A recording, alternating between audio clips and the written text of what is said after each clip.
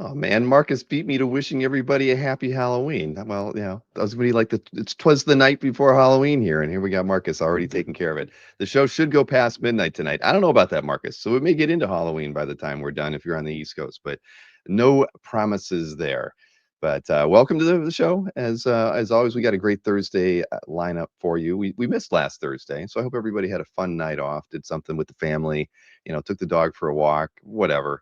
But it's good to be back, and we had a really good time at IX, and but it's good to get back in front of all you and kind of inform you about all the stuff going on around here at CAF and in the hobby and upcoming with OAX, and really that's where we're going to get our start today. We've got well, I might as well just bring our guest in here and let's get this thing started, Mr. Paul Greer. So Paul, you work with Alan Davis.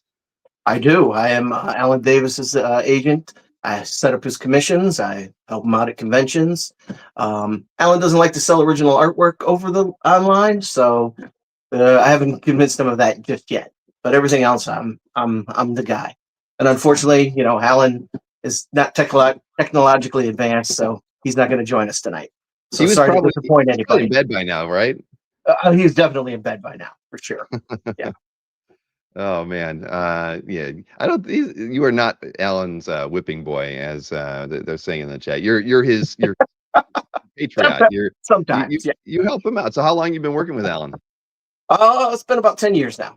Yeah. Oh shoot, I know I've Yeah. seen you at shows before. I mean, I Yeah. think the last time might have been like Baltimore a few years ago when Alan was there. Yeah. But so you get to go to pretty much all the shows in the U.S. that he All travels the to. shows in the US. Yeah. So So you've had Larry Tunn hang around with you every now and again, right? Larry's always a good pal. And Larry's in the past helped out Mark Farmer. Uh, So that's kind of the connection there a little bit. But yeah. so can you give us any dirty secrets on Larry though? I mean, he's a dad now. There's all types. I can't say anything bad about him now. I hung out with his baby at Baltimore this year, and he's a different man. It's wild. All right. All right. Well, before he had the kid, I guess we should have had you on earlier. Yeah, But that's I know absolutely. how that goes. Yeah, new dads. We can't have them, getting too much grub. But I just, we're really happy to have Alan at the show. It's a true honor. I mean, it's our third show, and every year our guest lineup continues to get better. And having Alan here is really, was one of the goals we had going into year three, and so it's just fantastic to have him be a guest and get to hang out with him. So I've actually, as many times as I've seen him at a hero table or at his own booth at shows, I've actually never talked to him. So I'm looking forward to getting at least say hi to him and you know Absolutely. maybe picking something up from him too. Yeah. I mean, usually it shows the way he works at shows is he sketches as you wait. So there's always a line, there's always people in front of him. So and then when there's not, he just takes a break. So it's always kind of hard to get a hold of him, during a show. So Right. hopefully with this more I assume this is gonna be a little bit more relaxed, it's more intimate. So I think it'll be a different approach where people can maybe spend a little bit more time talking to Alan for sure. That is, that's the way we kind of run things and expect things to go at OEX. I mean, it is that way, right? I mean, pretty much everybody in the room is an art collector, or an artist, or and an art dealer, and those people are art collectors too. So it's if you want to call it a comic art love fest, that's about as we're about as close as you're going to get to that anywhere in the world. But yeah, that's the expectation at the end of the day is you'll actually be able to say hi, see everything's self-contained. The hotel is a part of the convention center, so you don't have to walk far. You're going to see people out at dinner, at the bar, getting your coffee in the morning. So conversations can be had at pretty much any time. And there's a Oh, fire pit, so if you like to stay up late, you can I've, hang I've out heard there I've heard too. stories about the fire pit. I'll be Yeah. working, so I don't know if I'll be partaking too much. Yeah. No, I get that. I missed the fire pit last year too. I'm when I'm working, I tend to end up going to sleep early. So yeah, well, other people stayed up till 2 or 3, and they're in the chat right now. They know who they are. I'm sure. I was not one of them. Yeah, fire pit with vodka. I heard that somebody had brought a bottle. Yeah, Yeah. and Mikhail said there's a fire pit. I saw photographs with Mikhail near the fire pit, and I believe it was time stamped at least 2 a.m. So, um, So yeah, we might as well show off the commission opportunities that Sure. Alan has while we're talking here. And I hate to say I didn't move over. But you sent me those images of stuff that he'll be doing during the show. But I think people are very familiar with his con sketches and whatnot, and we can kind of Yep. direct people over to CAF too if we want them to see the sort of work he'll be doing at the show. But um, we technically have three different options Correct. for Alan, right? We have well, we'll just show off the first one, and the thing is, I have a bunch of slides, and Gotcha. just I thought the examples were too good to like shrink down and put more than one image on a slide. It's always better to see the images full size. But here, actually, I'm going to turn on the offer right on the site, and then I'll put the link in the chat before I do anything. That's All right. always the right way to do this. So let's see here, and turn that, flip that switch, and turn it on there. Okay. I'll get the link for Alan and put it in the chat. There we go. Okay. So first up, we've got it's kind of it's a similar options. 11 by 17, single figure, full figure, minimal backgrounds, and you basically have the option of having full tonal pencils or fully pen and ink option. They're both $2,000, and I can just flip over immediately to take a look at a tonal piece. I mean, anybody who's familiar with Alan's work knows that his pencils are amazing. And Yeah. telling the CAF team the other day, for me, I'd probably go with the pencils because as much as I love the inks, there's just something special about Yeah. Alan, I'm a right? pencils guy. I'm definitely a pencils guy, but I do know some people don't feel it's finished unless there's inks on it. So that's why he offers the inks as well.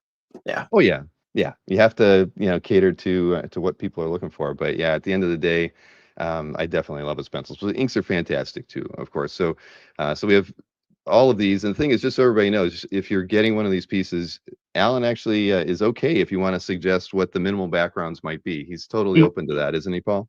he really likes when people give him ideas. His biggest fear is that he's going to do something that you don't like. So he kind of wants to know if do you want it funny? Do you want it serious? Do you want it, what kind of backgrounds do you need? What are you thinking for the setting? Like the Emma Frost, you know what I mean?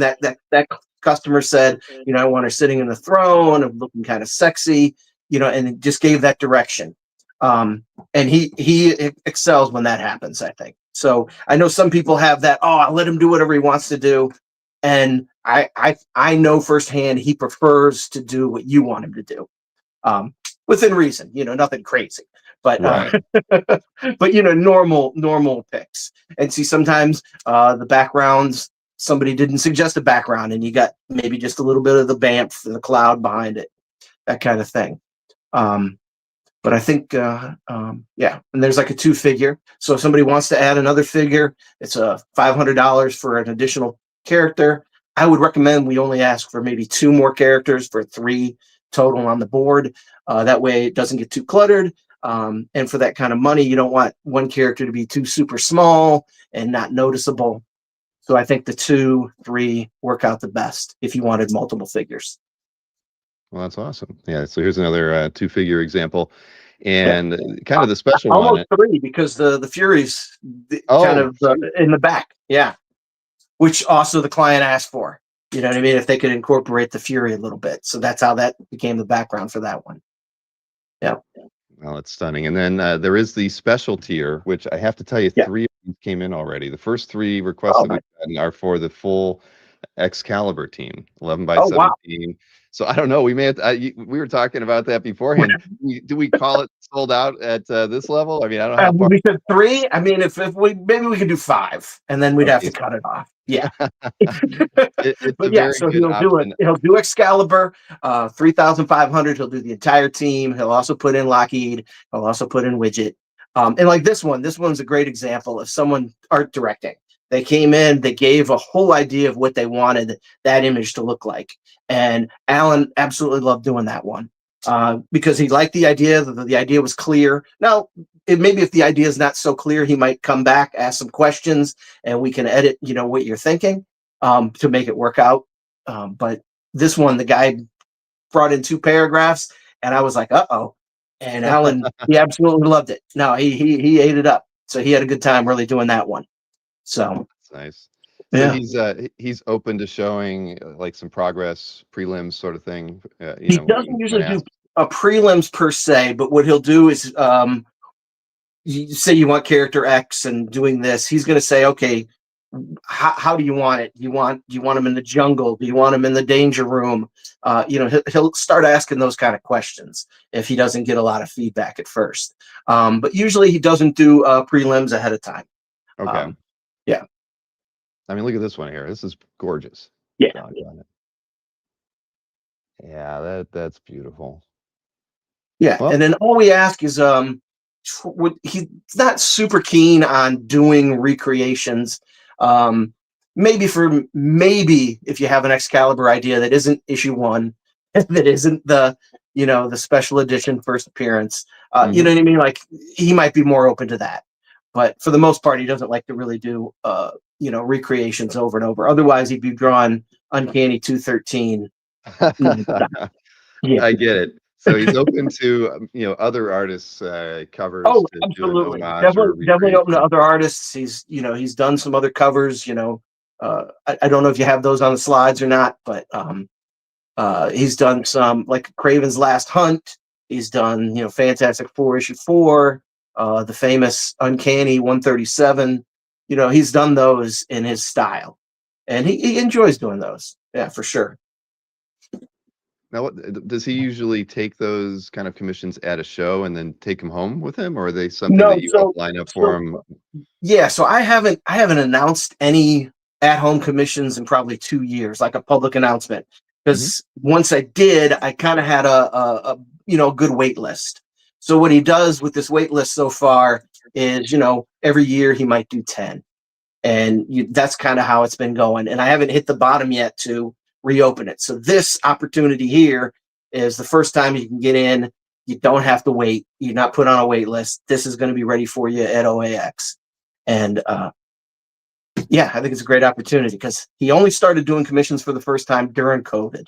I'd been trying to convince him to do commissions for years, and he wouldn't do it. And then his wife Heather got sick of looking at him during COVID when they were locked down, and he had nothing to do.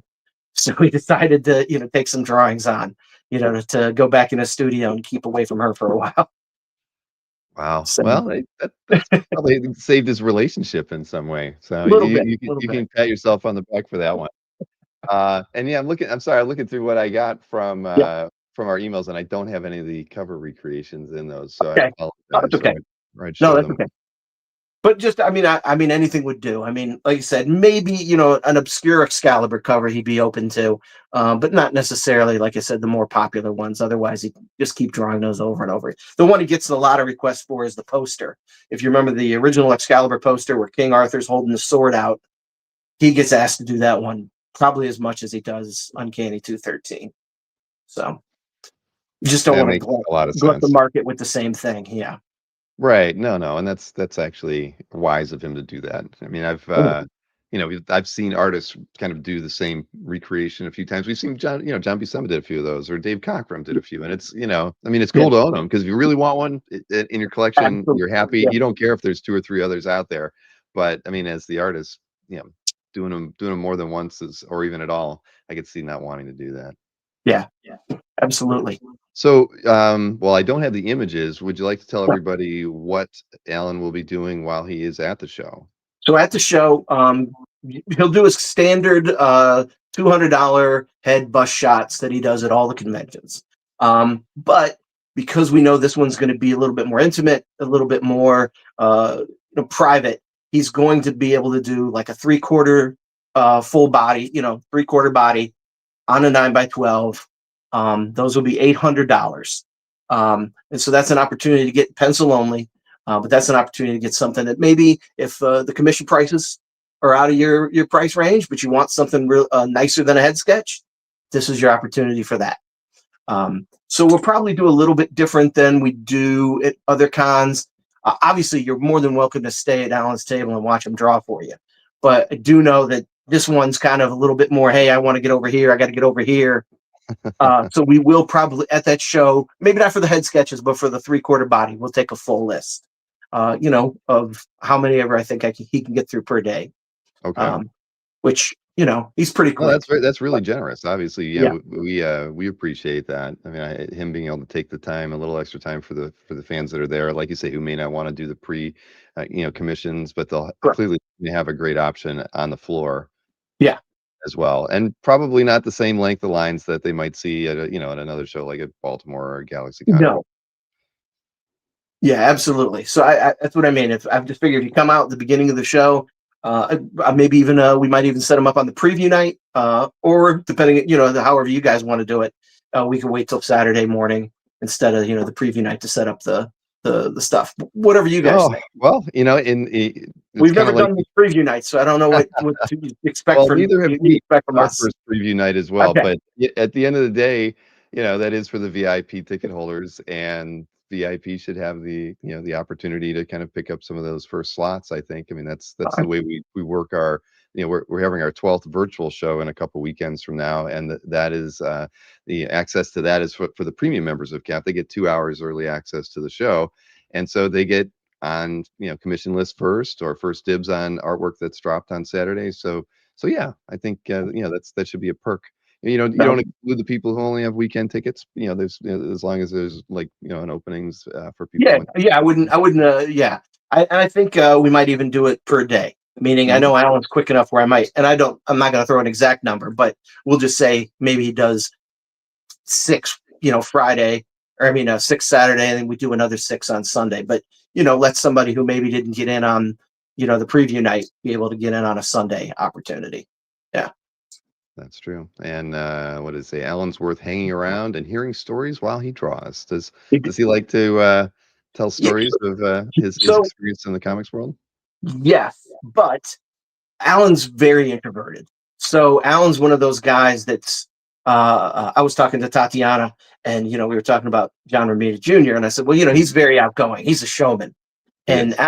Alan's a little bit more reserved. But when you start talking to Alan, or you ask him questions about any of his work, he'll perk up and he'll tell you everything that was going on and the plan he had behind a certain story, anything like that.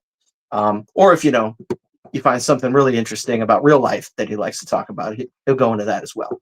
But yeah, Does he'll he? answer any questions. So how does he like to draw? Does he draw flat on the table, or does he like to have kind of a board to draw on? I'm Yeah, he curious. has a little board. He does a little bit of an angle. He Yeah. kind of he kind of hides it from you while he's drawing, so you don't see it, and then so he can show you to it at the end. But yeah, we usually put a chair up in front of the table so you can sit down, chat with him while he's drawing for you. Yeah. Right. Because like you Like said, I said, he does like to, at least to, to get his drawings done sometimes in front of the buyers when he has the opportunity. yeah, absolutely. Now I'll tell you. So in this, I think the system works great for him because sometimes I know artists in general, sometimes you make the list and then you kind of like, all right, I'll get to that list. Maybe you don't, but not saying it's pressure, but he likes the idea that they're there. He knows he can get it for him right away. And like at Baltimore, we did head sketches. We did Hmm. 30, he did 33 head sketches for the 3 days over in Baltimore. So, but those are head sketches. So the 3/4 body probably take a little longer. So we won't do as many. So they Right. will be limited as well.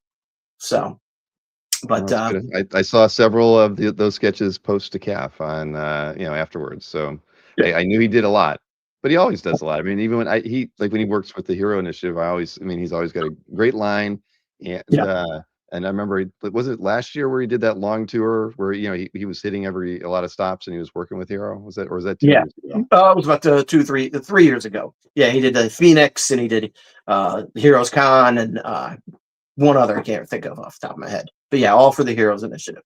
Yeah. So He's awesome. But yeah, it's I've always loved his work, and I'm a big X-Men fan. So anything in that any artist that and worked over there is a very near and dear artist to me. So so so, so, it's not ready so yet. It's not ready yet. I did see the outline. I did see what he's doing for the poster. So very he very is, cool. so he is going to be. I don't know if you want to let that out of the bag, but he is going to be doing an X-Men image for you guys. That'll be obviously up for auction as well. So, and it's going to be the team that took place during 213 and 213, 215, that little run he had. So it'll be that team. So Well, I'm excited to see it. yeah, I so know we. he had it partially done in Baltimore. He was going to take it just to show me, and he's going to take it home. He's going to finish it up. So obviously, when that's done, you guys will post Oh, it all over the place we'll for let everybody. everybody know about it. Yeah, You better absolutely. believe it. No, I Yeah, mean, I'm excited to see it. So, yeah. yeah, I'm just reading the chat a little bit too. So some people Okay. say, been collecting for 25 years, and it's the first time they're going to get to see Alan. Brian Peck is saying he better save his money. Um, so, yeah, that's the goal, everybody. Just so you know, I mean, pieces that are going to be in the auction, we really want them to be in hand, as early as possible, earlier than we've ever done it before. So we if possible, we're going to be promoting the auction pieces that come in, 90 days out, 2 months out, you name it. When we get them in and we've got a fair number of them ready to go, we'll start rolling them out and releasing the images. So we know people like to see them. It gives people, we know people spend all year saving up for OAX, even though third year show, but they got to kind of allocate their funds for. Absolutely.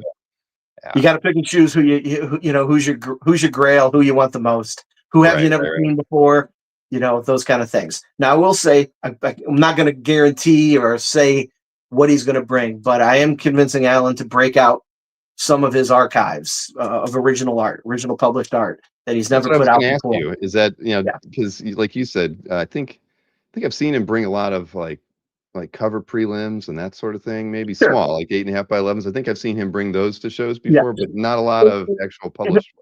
yeah. He'll bring some more modern, work. But when I say modern, the last 20 years, But I'm old, so anything from 2001 and up is considered modern to me.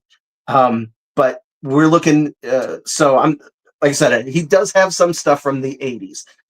Don't get too excited about Excalibur. That ain't gonna happen because most of it's already been sold, and the stuff he still has, he'll most likely keep. But there's some other stuff that of him from the 80s that he does have, and then I'm going to try to get him to bring it out. Um, so we'll see. So save your pennies. Get ready. Wow, you're giving Yeah. me reasons to save money now, but that'd be great. And obviously, once you know what he may or be bringing, that's the kind of thing that we like to let the collectors know about in advance. We kind of push out a show tab, letting people know which artists are bringing exclusive stuff, first time stuff to the show, so that Okay. people game plan their well, now used to be their Saturday morning, but now it's their Friday night preview. Whose tables do they want to hit first? So yeah, the more information we have about what the creators are bringing, the better. Yeah. So yeah, he's still recovering from the 2 week St. Louis, Baltimore. So he's not looked at anything. But the talk is to try to get him to bring some good stuff. But I won't commit to what that good stuff is. But you can imagine the other stuff he did in the 80s that didn't include Excalibur, no 213. Those are all long gone as well. So don't get too excited Don't about even, those. yeah, don't get excited. Don't ask. That's not But happening. there was a big series a few series he did with Alan Moore. There's some series, Bloodlust maybe. Any of those kind of things. That's all possible because he's got a lot of it still.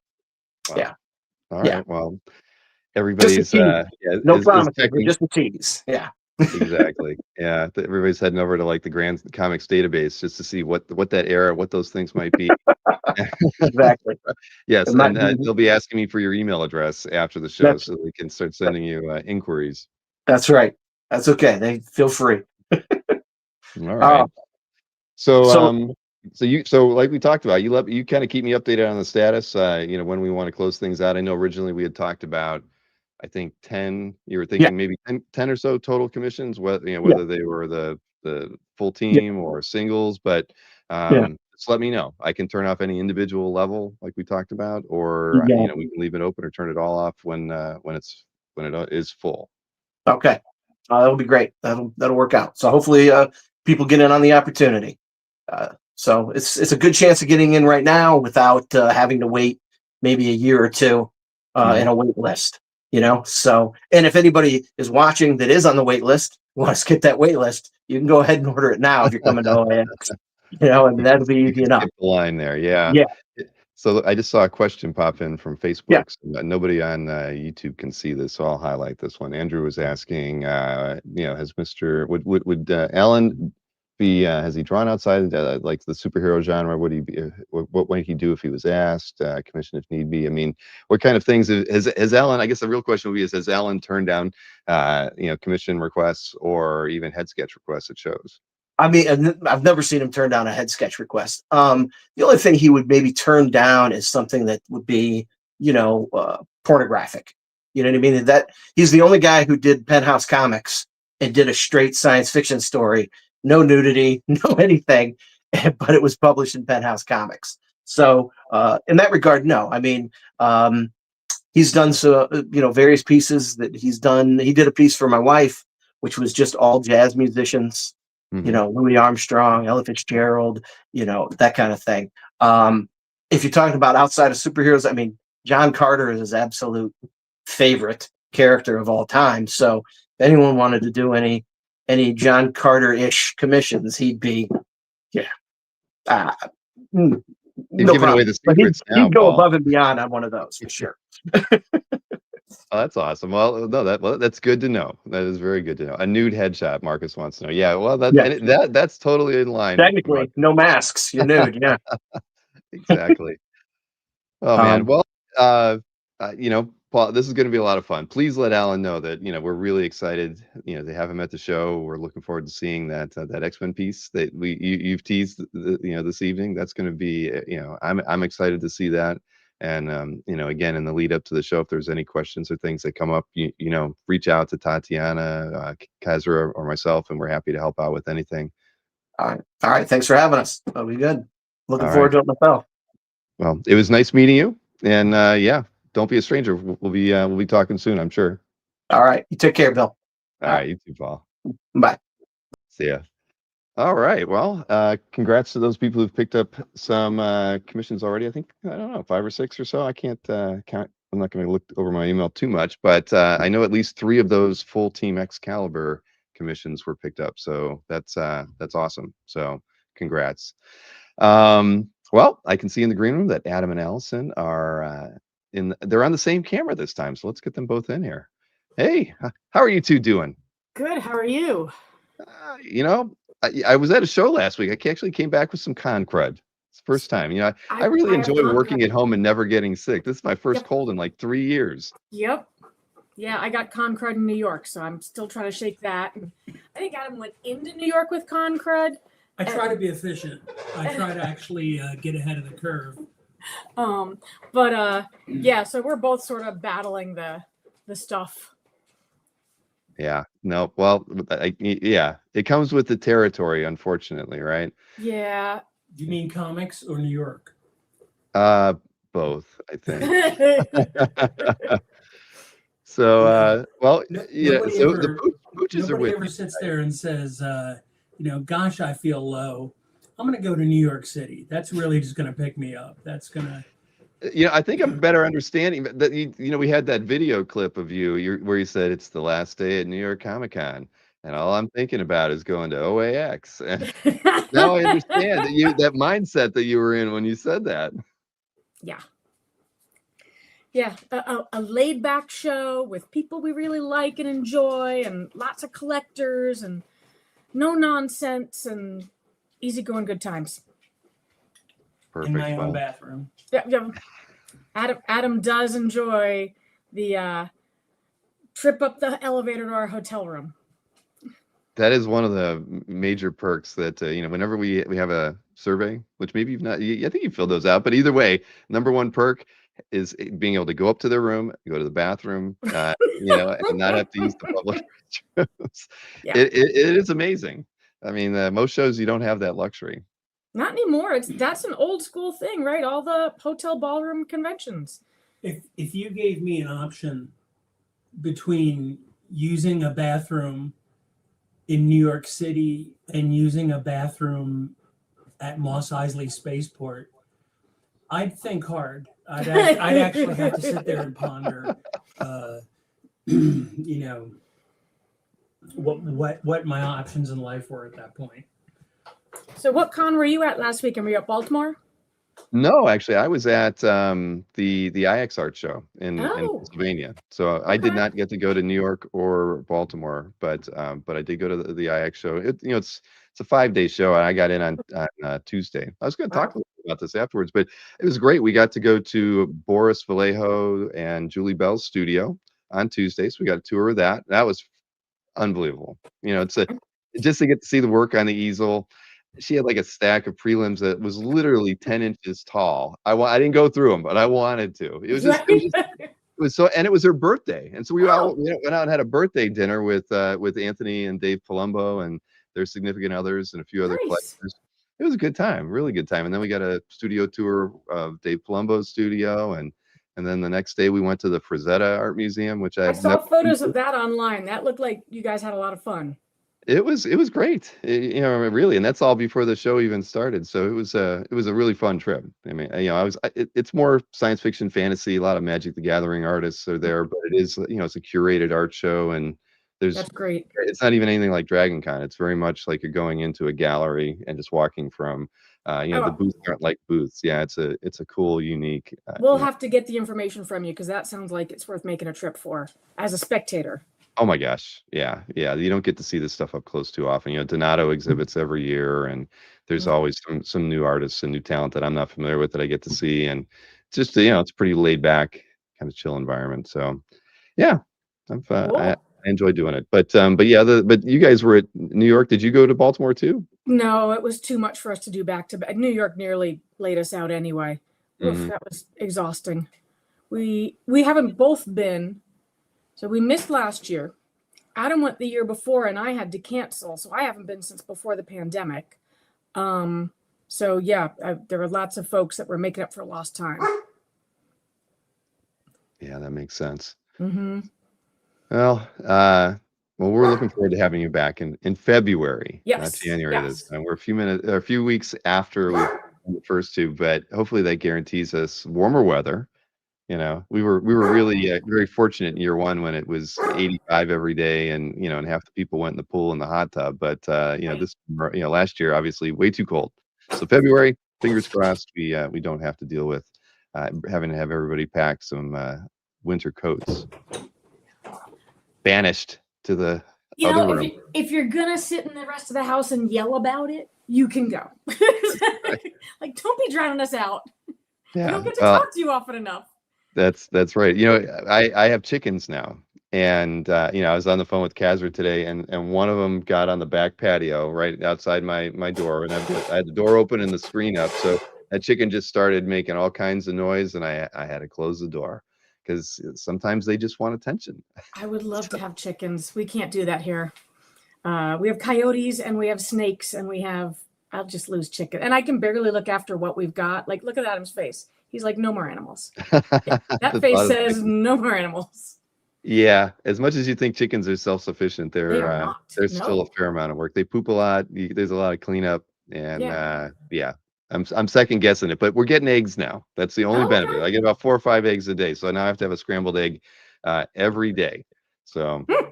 I don't know if that's going to be good for me or not, but You but we're start there. making meringue pies. That'll use a lot of eggs. That's a good idea. I've never Well, made it's one myself. Halloween. You could just throw them at your neighbors' houses. Oh, well, yeah. Well, There's a it's guy a who lot. is not one of your neighbors. Right, exactly. Well, yeah, I do. We live in a place where everybody has to have 5 acres, so it's a lot of driving around for me to hit all the neighbors I don't like, but yeah, but it might be worth it. Nice. Yes. So So, so back to OAX. yes. Again, this is your third year coming back to the show. I know what I'm quite confident you'll be in the same location because that's a good Excellent. spot. I love You that know, spot.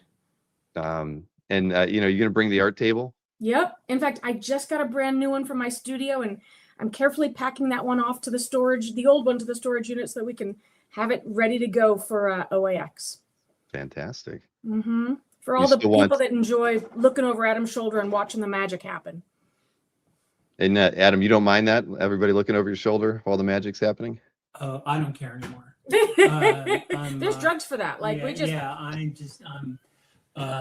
just get inside. They can watch all they want. It's fine. I'm in my own little. he has never minded people watching. That's one of the nice things is like getting to about OAX is getting to see so many people work and create the work that you've loved all these years. I just think that's, with such a collection of talent that you guys have going on there. I love that. No, I agree. This show, it feels like every year it's going to be hard to top, the guests and things that come. But You this have is a great to stop lineup. trying so hard. I mean, it's growing like mad. Yeah, we had we finally put a exhibitor request form on the site, and we got a lot. I mean, I'm sure. there's a long waiting list, but that's good to have, and it was really kind of flattering to see some of the people who asked, right? I mean, it's just and then it's tough to have to let some people know that they can't come, but Right. there's we have more space this year, so we're Good. able to add a few more artists on the floor, and and who knows, I think as the show continues to grow and the attendance grows, I mean, we may one day outgrow this space, but hopefully we never go to a place where the bathrooms aren't more than 50 paces away. That's all we ask. Yes. The older I get, the bathroom just keeps getting closer and closer. Yeah, surely they Yeah. have like ballrooms upstairs you can expand into, or conference rooms or something. Yeah, well, they added a pavilion this year Okay. to kind of the area. It's like opposite where remember the restaurant? They have the courtyard, then there was the restaurant. Well, behind that was an open area and a parking lot, and so they made a really fancy pavilion. Like it looks gorgeous, wood paneled Wow. ceiling, and it's almost completed. So what we're going to be doing is moving the auction out to nice. that. Is it like a golden ballroom that seats 999 people? I think it's not 999 people. I think it's more like I think it seats. Kaz will correct me. I think it was like 750. I could be wrong though. Nice. It's a very large space, that's for sure. I'm not going to say. I think it's got to be over. I'm not even going to guess. 888 is what Kaz says. All right, yeah, I'll go with that number. It's a big space. It's a big space. And they've promised us retractable awnings in case it's windy, blah blah blah. We haven't seen that yet. Excellent. And they haven't invited us to the opening, so we know that it hasn't happened yet, because Okay. that was the one thing we asked for, is like when they do the the ribbon cutting, we wanted to be there because we knew we were going to be one of the first groups to get to use the space in that way. And they have talked about doing some other things as far as making the space bigger and whatnot. So who knows? We could be there for a lot longer than we think. It's just it's all really kind of up to them and the growth of the show, and we're always going to keep our options open. We've already looked around, hit a few other places just to see. Orlando has a lot of hotels with convention centers attached to them. Yeah. Now I was listening a little bit to the previous conversation that you were having with Alan's rep, which is crazy exciting. But you were saying something about wanting auction artwork early this time. Yeah, if we can. It's always good to give give the attendees that are coming an idea of what auction pieces are going to be available, and it helps them prioritize. And we do take proxy bids at some point on those in advance of the show, so it's just good to have them as early as we can. I don't know what the drop dead deadline would be to get them in, but it's just helpful. And I think it really does. The one thing, I mean, we heard it a little bit after year one, and I've heard it a lot more after year two. People are saving their money for OAX. Great. And which is awesome. And I just think that the more we can kind of inform them of the attendees of what both is in the auction, or what you might be bringing that you're is unique and new and exclusive to OAX, the better. Awesome. Very cool. So whenever you guys decide on that, yeah, obviously Okay. your pieces have always been great, and we know Allison have That just tickles me to death. Go on, say it again. you set the record last year. I love it. And I'm convinced it's because the PA system wasn't super, and no one knew who the artist was. They were just bidding on the art, and they liked it, and that thrills me to death. Love it. Hey, I think they knew it was yours. I like to think they were going just by how much they enjoyed the piece. So. Well, it was awesome, and awesome to see. Record setters. Here we are, the record setters. That That is true. I'm, you know, Somebody's going to unthrone us this year. No. well, you never know. Maybe one of you will be, have done it twice. But There you go. I'm looking at the only poster that was made of that Red Sonja by Adam and Gerhard So is nice. on my wall. Or did we make two? No, I don't know. But I think we did make two. Maybe Cassaday has one. But I've got the one that everybody signed in year Mhm. one, and I That was look at it such a every cool day. piece. That Oh was my such a gosh, cool. wasn't that yeah. great? Mind That's one of blowing. my favorite things that, there's so many great things that have happened to OX, but that one, just when Adam, when you agreed to do that with Gerhard, I was so, you can't imagine how happy I was. That was just like a dream come true. Well, it was so bizarre because, back in the 80s, mid 80s, I worked in comic shops and I sold service. And to go, hey, do you want to do a jam piece with this guy who's making amazing artwork when you were, still trying to figure out how to shave? I was like, I'm not passing this one up. This is going to be a good one. Yeah, and it turned out amazing. I was envious. That's I would have to imagine that's hanging on that gentleman's wall. And I think fans were really blown away too, because I know on CAF I have seen some people that have reached out to him to have them do backgrounds on Adam commissions. Yeah, there's like a Rogue one that has like a full New Orleans street scene behind it. It was wow. Which is a shame because it was not the world's greatest road drawing. It is now. but the background is stunning. Yeah, and, I was just like, all right, this really struck a note with people. I thought that's great. Man, yeah, no, it did, but yeah, and you had in that first year, you had the piece with Amanda that you colored. Right, the That was Power fun Girl. too.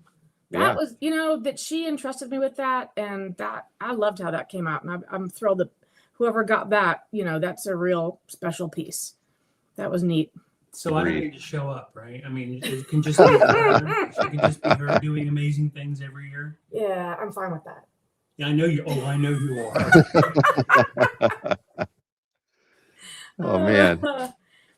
Well, so you are doing pre-OAX, the both of you, and we get to announce that tonight. So, who should go first? Well, let's surprise Adam since he doesn't know. Oh, he doesn't. Oh, no, he knows. He does. I sent them your commission rights. Okay. To open the OX. In fact, Adam said to me, when are we going to open the OX commission list? People are already asking. And I said, well, Bill's been asking for it, so I will get that information off. All right. Well, I'm going to go ahead and get things turned on here so that we can actually show off everything and put a link in the chat. All right. All right. Look at these things activated here. Well, Allison, I think we should start with you. You did so well at the auction last year. And so here, let me get your link and I'll get that into the chat for everybody. Come on. Would Adam be open to finishing the pencils I have from the early 1990s? No. I'm just his drawing style from then to now is so different that asking to revisit, I personally am a real fan of preserving that kind of early work. I think there's so much history there, and that it's like having somebody else ink a really great penciler stuff. I'm like, why, when there's Blue Line available? Like preserve that little moment in time. Yep, I'll tell you, one of my greatest regrets as a art collector, I had gotten a Jean Grey pencil piece by Adam and had it for a couple of years. I think I got it maybe around 98, and then not that it turned out bad. I think I had Carl Story ink it, and I didn't like it as much after it got inked. I loved Carl's it. a great inker. I know he was, but it just didn't have the same. It lost that I don't know, something about the pencil piece was just beautiful, and back then people didn't think about doing blue lines too often, and I certainly didn't. So I always regretted that one piece. Well, and there is some technical obstacle as well. So a pencil piece from 1990s, a lot of people don't realize that your lead, your graphite, has an oil content, and that paper, it's not going to receive ink the way you think it would have when you first did it. And that pencil is, we're talking 35 years later, like That pencil's in there. It's Wow, that Yeah. made my back hurt. doing the pencil math.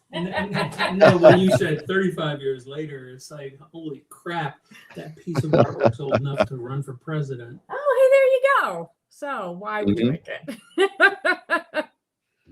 All right. Well, let's go ahead and show Allison's commission opportunities. I did throw the link in the chat already. It's Oh, slid super. by a little bit here, but let me highlight these. And so you're doing sketch cards. I think it's I am.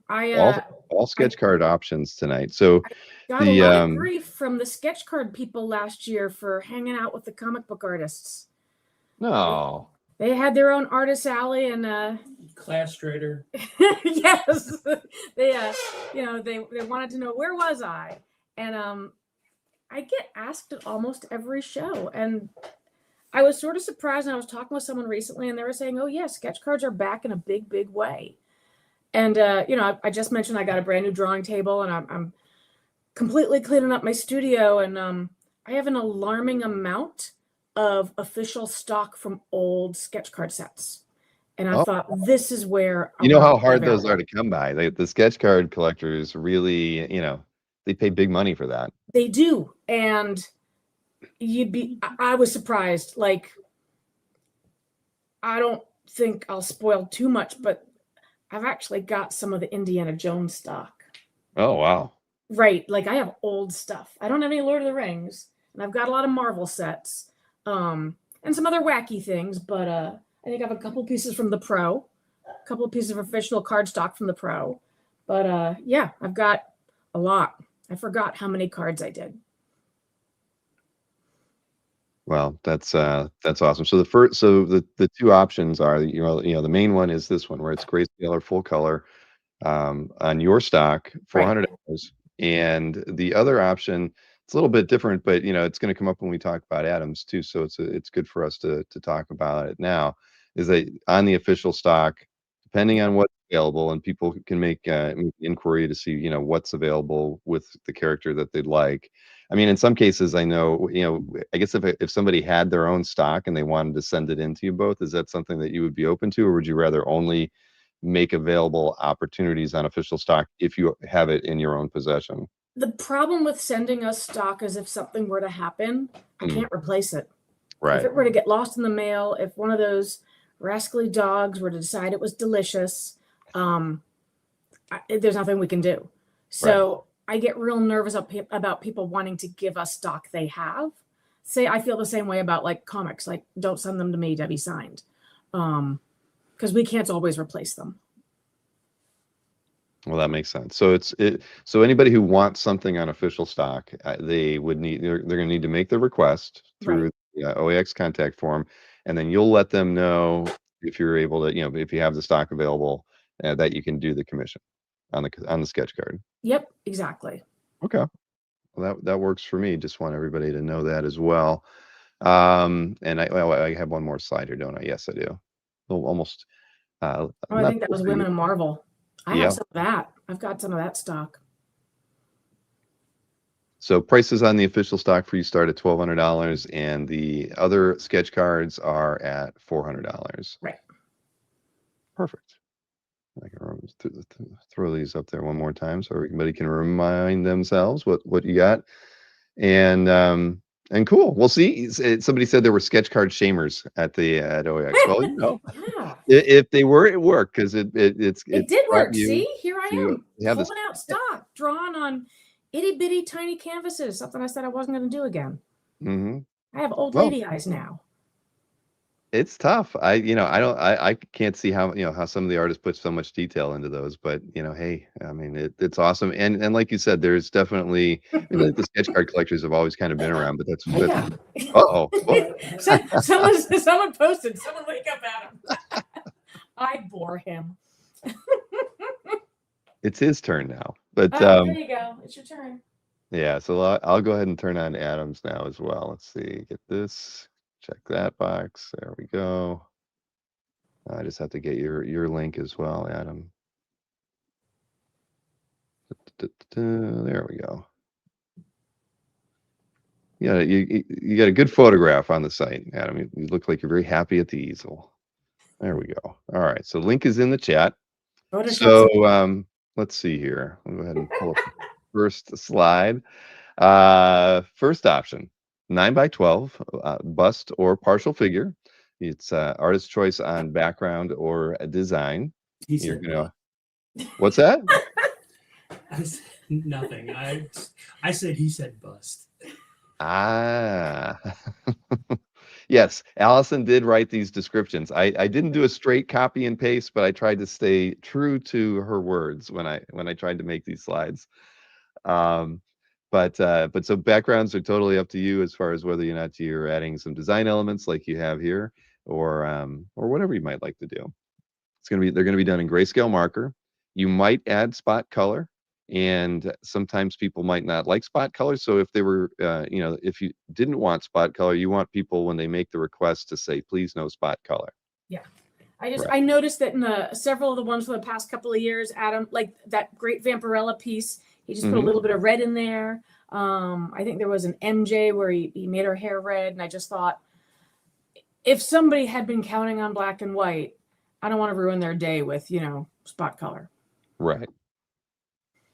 Nope, no, that makes sense. I mean, as commissioners, and you sort of have like a preconceived idea going into it, right? And you never know. So it's better to let them, if they can kind of give at least that minimal bit of direction to kind of keep them, keep their expectations where they want them to be. Hey, that makes perfect sense. But speaking of the Vampirella, I think that's the image on Yeah, it. there it is. Yep, I remember. I saw this one. It was gorgeous. But so this is an 11x14 full figure and artist background choice again on the design or background here. And this one you put a lot of background in that with the graveyard, of course. Grayscale marker again. Spot colors are an option, but and may be done, and especially will be done or could be done if you don't say you don't want it. So you got to let Allison and Adam know what your choice is there. And this one came out great. Yeah. Well, this one ended up being, so it was a commission. Uh-huh. It ended up being turned into a cover. So some fine commissioner got an Adam Hughes cover in the end. That's a pretty good deal. We, Yes. at the Vampy end of the cover day, at that. Like, that's a great price for a Vampy cover. oh, of course. I've you hear about it a lot. A lot of artists these days, when they're getting asked to do cover quality commissions and they're done, if they manage their own businesses or they have an agent, their stuff is getting submitted to Marvel, DC, whomever, just on the opportunity that it might work for a cover. And hey, that works out great for the collector, and it works great for the artist too, because not only did they make the money off the commission, but then they get the extra money from the publisher afterwards too. I've not been that lucky though. Hasn't happened to me yet. But let's see here. Next up is the $10,000 option. This is on 14x20. So this is bigger than twice up. These are huge. We've gotten to see these at OAX the last couple of years. So a full figure. Adam's choice on the background, but you're open to a little bit of input from the person making the commission.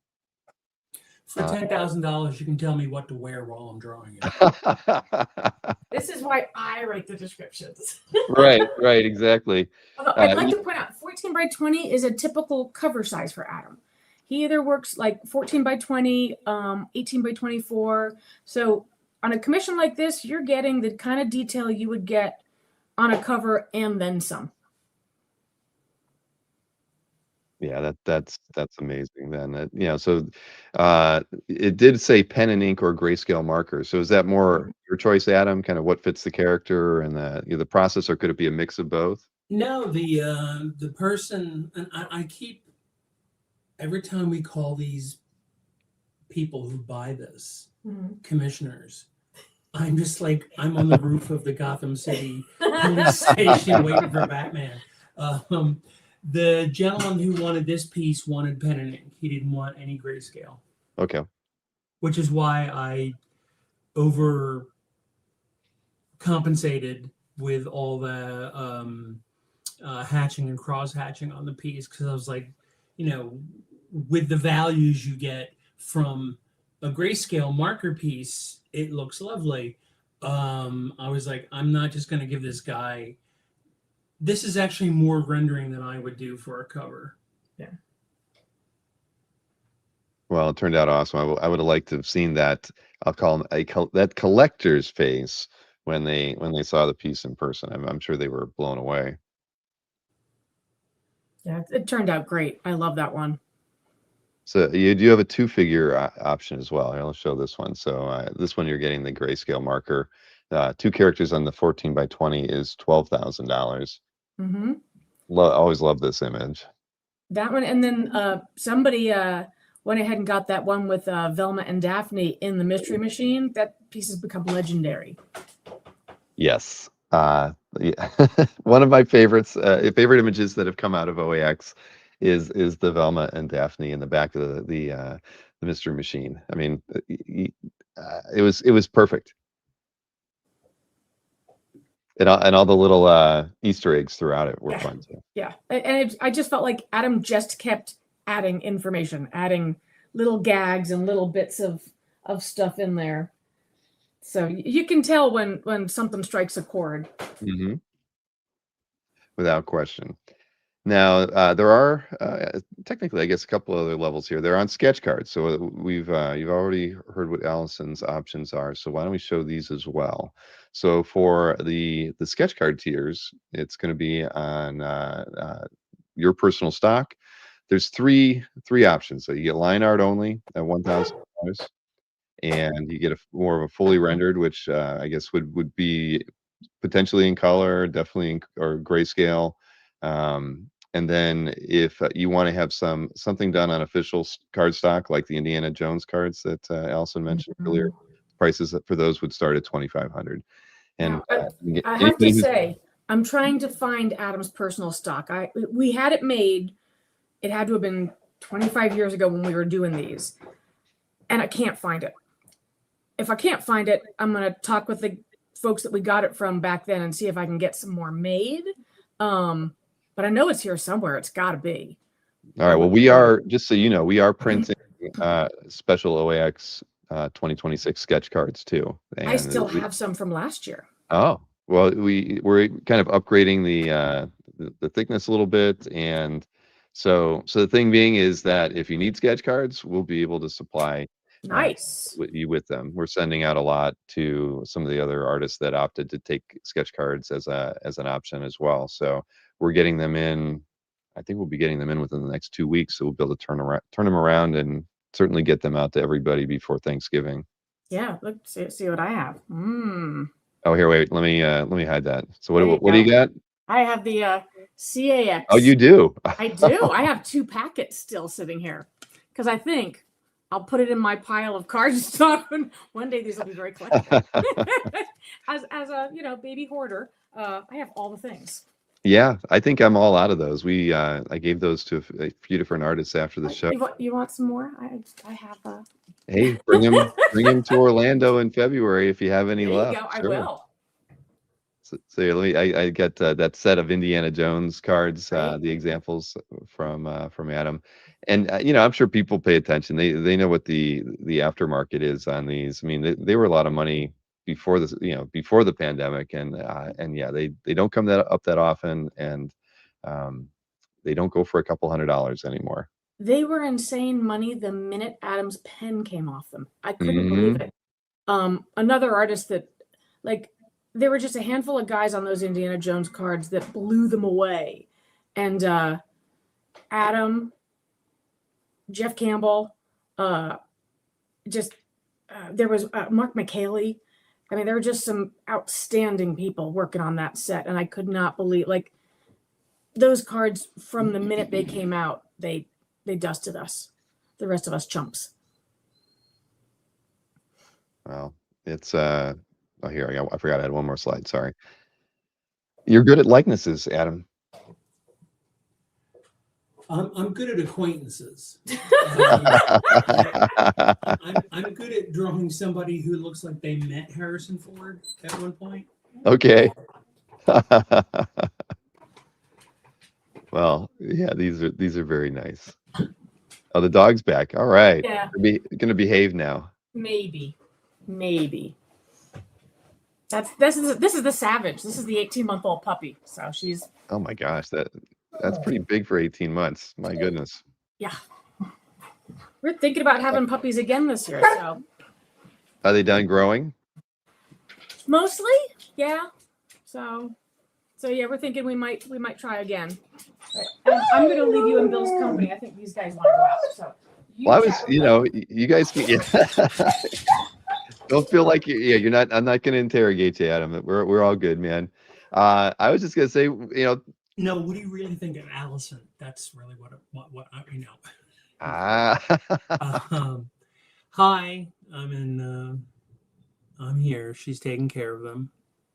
it's been a long time since you both were on the same screen. I think every time we've done a show, and in the past few years, you've always been at your desk and she's been at her desk, and Well, it's kind of like crowding into a cockpit of a Cessna here, and to be side by side, and if I'm down in my studio with my ancient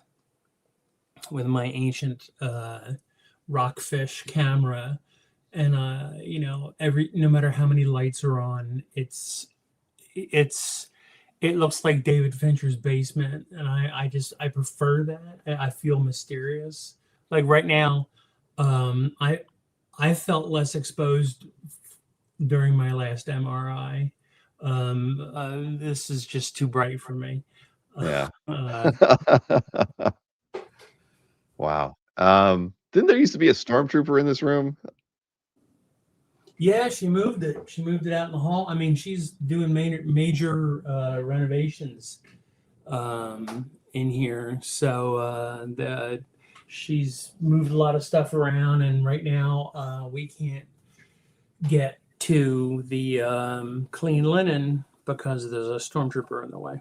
Oh my goodness.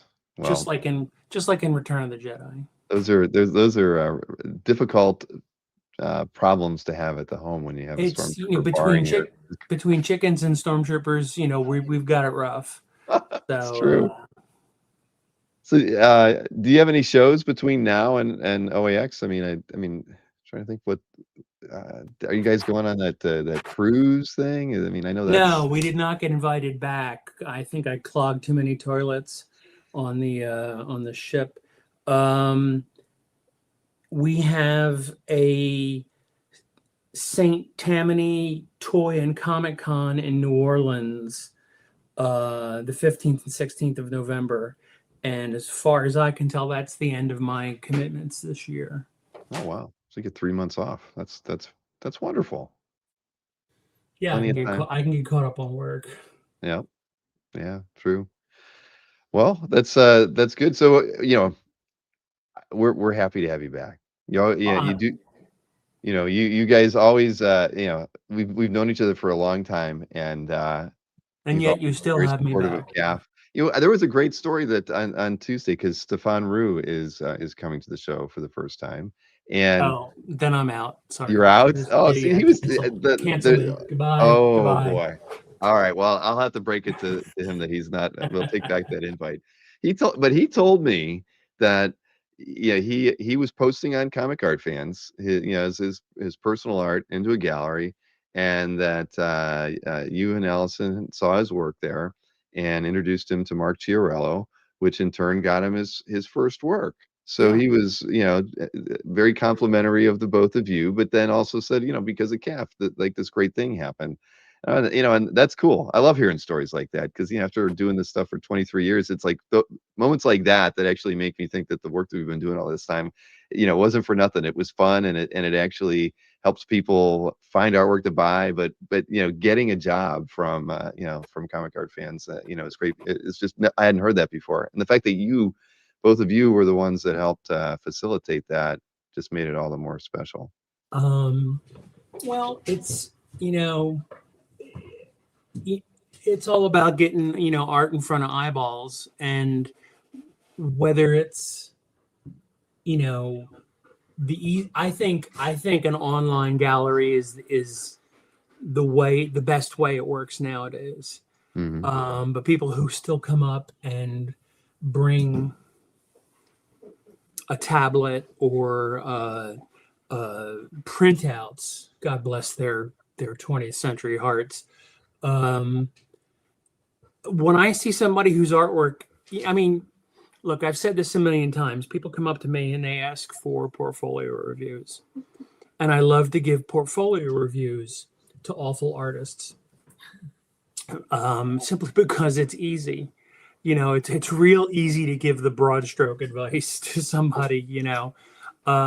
When somebody's really good, they're just not quite there yet. Man, the advice is so microscopic. It's so you know, it's so arcane that you know, I feel bad because you know, you know, an awful artist can come up to me and they show me the artwork, and I go, you know, this is really nice artwork. People have two eyes, no more, no less.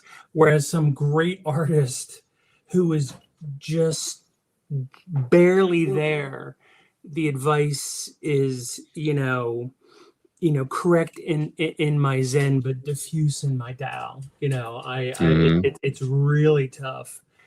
And when I can come across an artwork where I go, oh, this person's ready. Why isn't this person working? I try to get their info and pass them on to, I don't know, every editor and art director, but I know quite a few. And this was easier 10 years ago when we probably had personal relationships with more of them. You know, it changes so much. The faces change so often. Mm-hmm. It doesn't help that the people that bring their artwork up to me could be my grandchildren. That just turns me off them right away. I'm just like, please leave. If they're related to you, the DNA, should have made it so that their work's great. Don't be ashamed of them, right? Or no, I know. I'm sorry. Any reminder of my mortality needs to go away from my table as instantly as possible. Oh man, wow. We can't end on this note. Hey,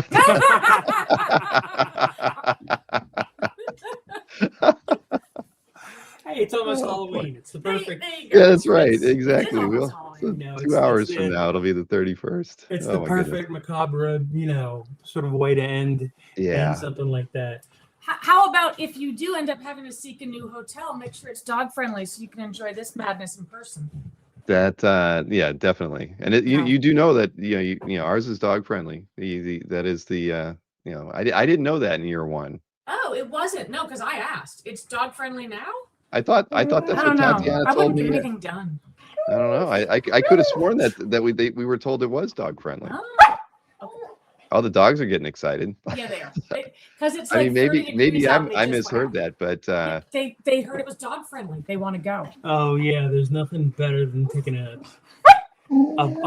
bunch of 80-pound dogs to a comic book convention. I've seen a photograph of you guys somewhere with dogs on the bed. Now that might have been a dog show, though. Yeah, but they've done Heroes Con a couple times. There you go. Kazra confirmed it. The DoubleTree is dog friendly. So the first time when we took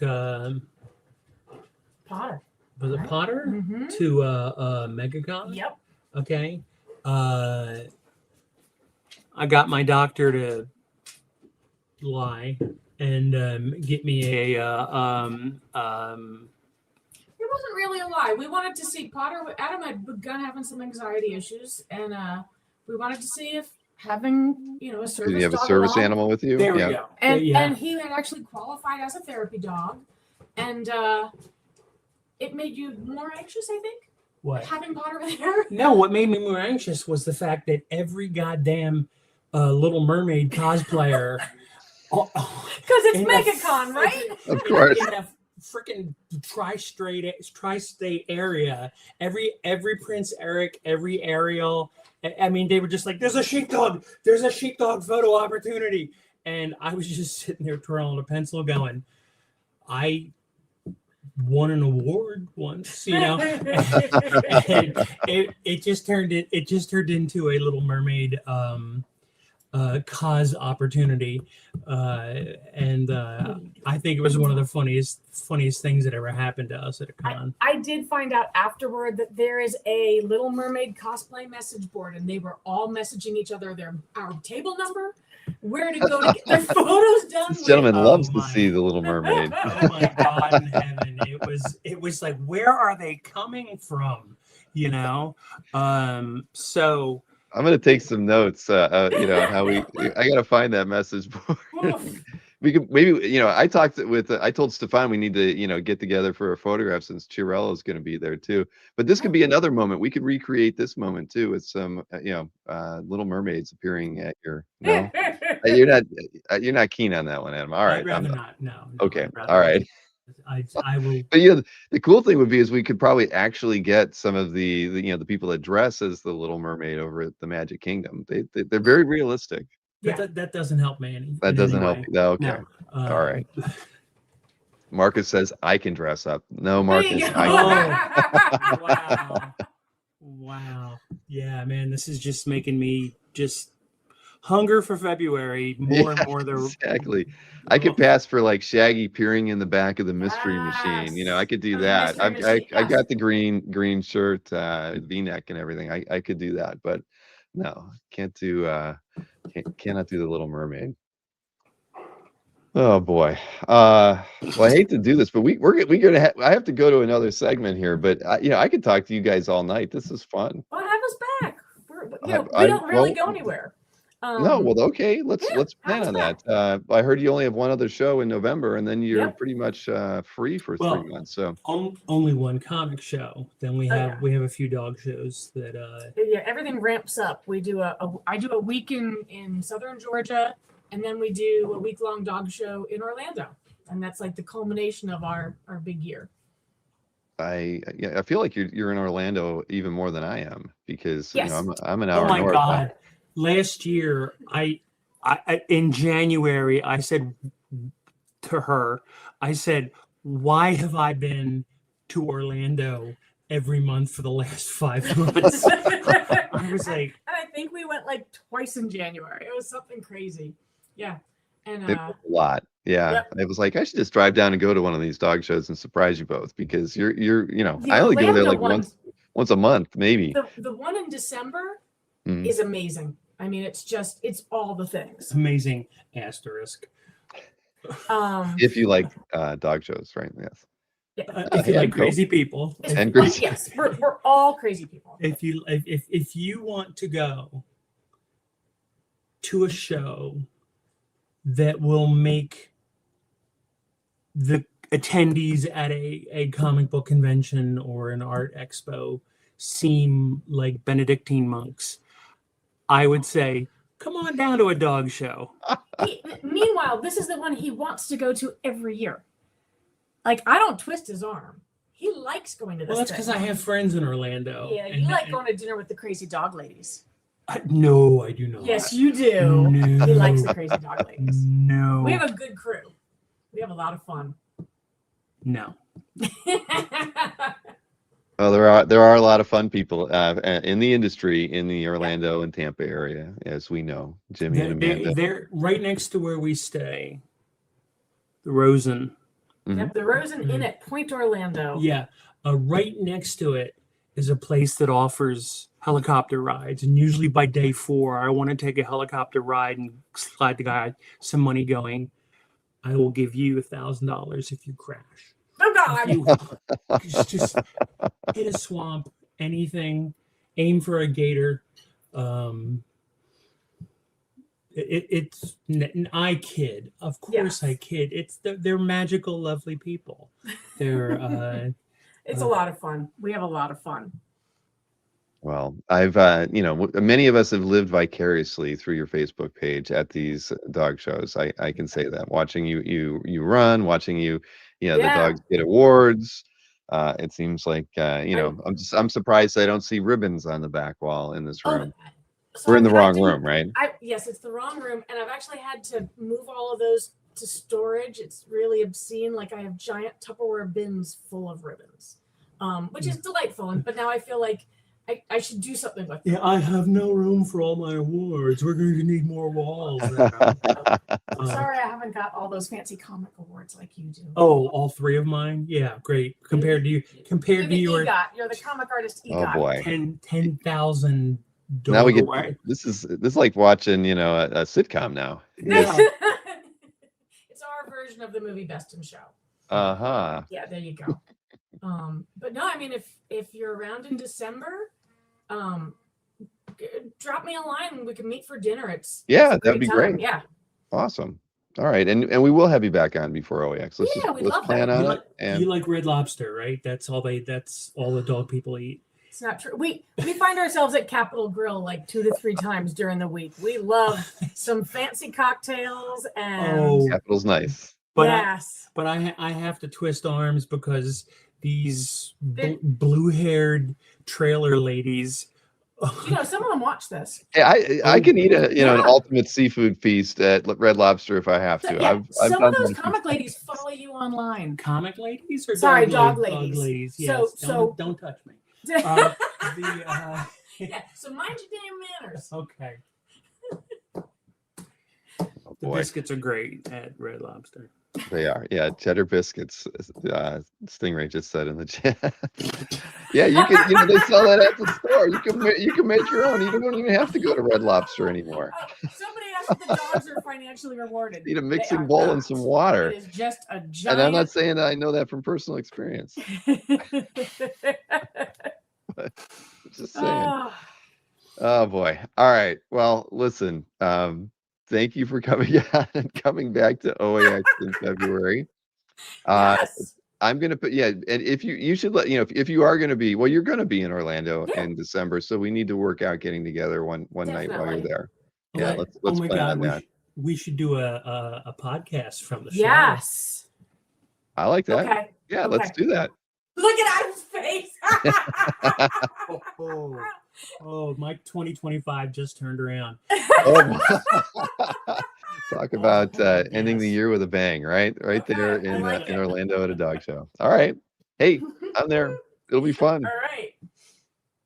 Oh, all right. Well, I hope the both of you have a wonderful remainder to your evening. It's and yeah, we'll talk again soon. Excellent. Take care, everybody. Thank you for joining us. All right. See you both. Oh boy, that yeah.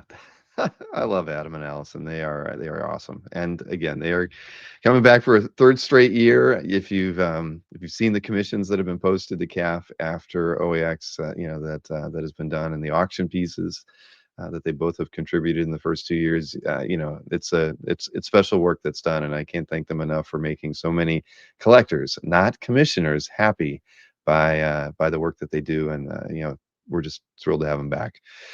So yeah, but I noticed my next guest in the green room is ready and raring to go, and I didn't get everything queued up for this segment, but we'll be able to do that live. Many of you, Heritage has been doing a lot of signature auctions. I don't know, I think they call them signature auctions, but they've been doing kind of these event signature auctions in between the signature auctions, and it's very confusing, really hard for even me, who pays attention to this stuff all the time, to actually see and know that these auctions are happening. I think this is probably their third one since late July, and I'm going to bring in Mr. Nick Perucci to talk about it with me. Hey, Nick. Hey, Bill, how are you? I'm good. I'm good. Adam and Allison are always fun, but now we get back to business, right? Yeah, time flies with them, doesn't it? Yes, yeah. Well, they're it's fun when you see them together like that, because they are a very fun couple. They are. They're one of the sweetest couples in the industry, and they're just great people. And it's nice that they're coming back to OAX. Let's see. What did Marcus say? What's confusing? See an item, bid on the item. All of a sudden, that feels like Captain Cold in what was it called? The Legends of the DC Universe. Was that what TV show was I think called? that's what it was from. Yeah. Well, the challenge again, like Marcus says, yeah. But the thing is, most people don't know about it. They did last month Heritage had the I can't remember. I don't want to say it was an indie artist, but I think it said like independent artist. So it had like a Daniel Klaus piece and a few other things, and then some modern comic art in it as well. And in July they had one that was called like, great comic panels or something like that. Yeah. And the thing is that it had really good pieces in it. I mean, with maybe they only had about 100 lots in each one of them, but they all went. I mean, a 100 lot auction that was going for 350, 400, Yeah. $450,000. That's not your typical Wednesday night Yeah. auction.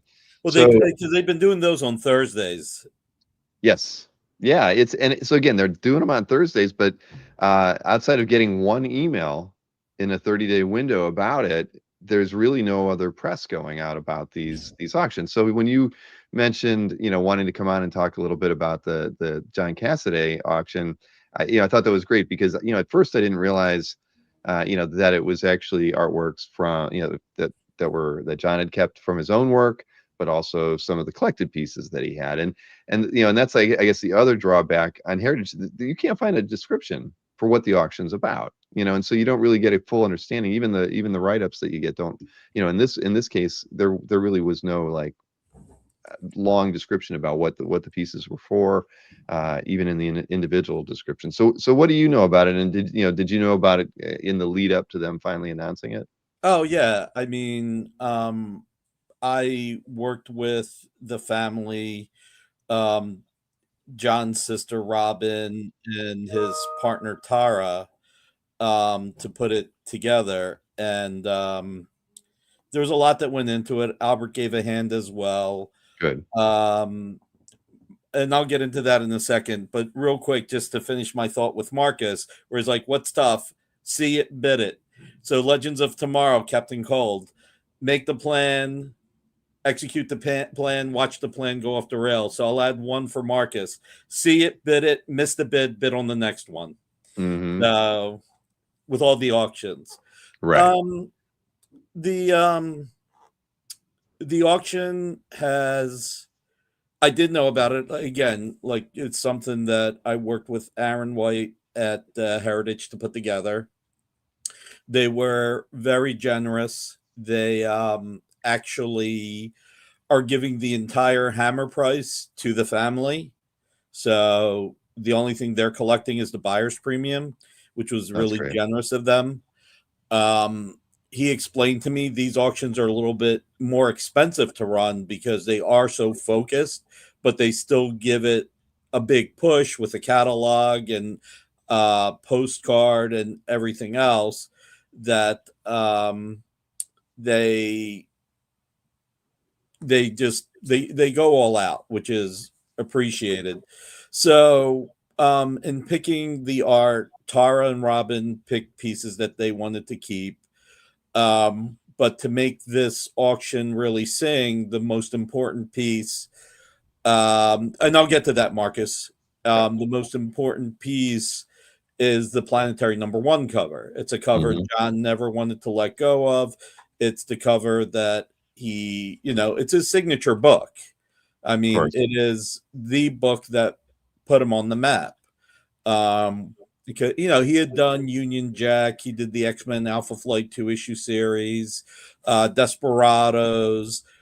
He had a lot of work under him. And one of the things about John, I guess I'm gonna just talk a little bit about John first.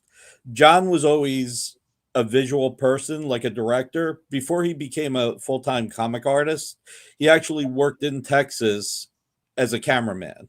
So sometimes when you see John having these movie-esque posters or covers, it's because he's looking at it from a framework of a person who's a storyteller. He's directing the whole page. He's making sure it works.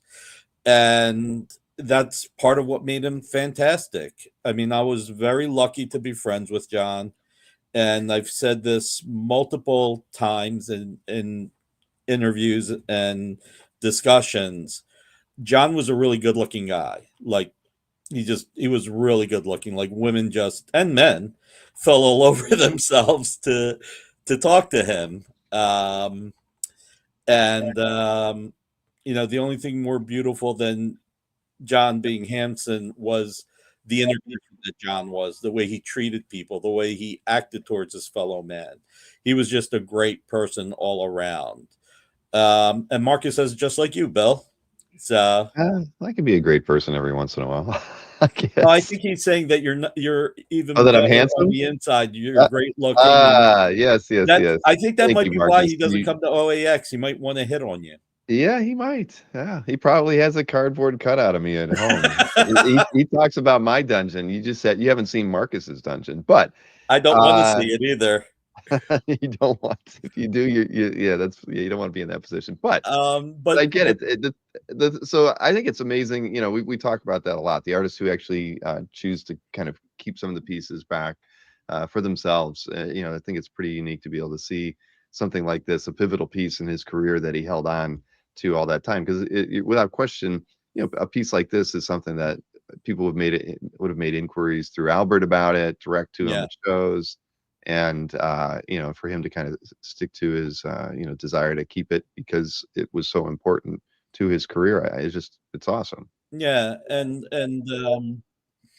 there is a mix of art, a lot of John's art. There's also some art that John collected that has been put in this auction. And there's Albert reached out to a few artists who donated some artwork. So if we were to go Oh. through the whole thing, I can say which is which. And, Mhm. Albert was very helpful. I mean, I spent a few days back and forth with Tara looking through everything, helping her archive some stuff. And then Albert and I met back in June to start really finalizing everything. And then after that, he made a few calls. I think one of the pieces in here he may have donated personally. But okay, so you've got the Michael Golden. That's from John's personal collection. So that's one of the pieces that he had on his wall. And John had actually traded to get that. I think he traded a Kirby Justice Inc. or something Kirby and something else to get that. And again, this is one of his prize pieces, and it's in the auction.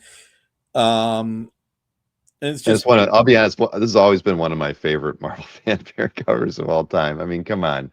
I mean, maybe issue 1 was, a little more favorite, but this was always so unbelievably cool. And when those books came out, when Marvel fanfare books first came out, they blew my mind as a comic book reader. Like, wow, comics can actually be colorful, bright, Yep.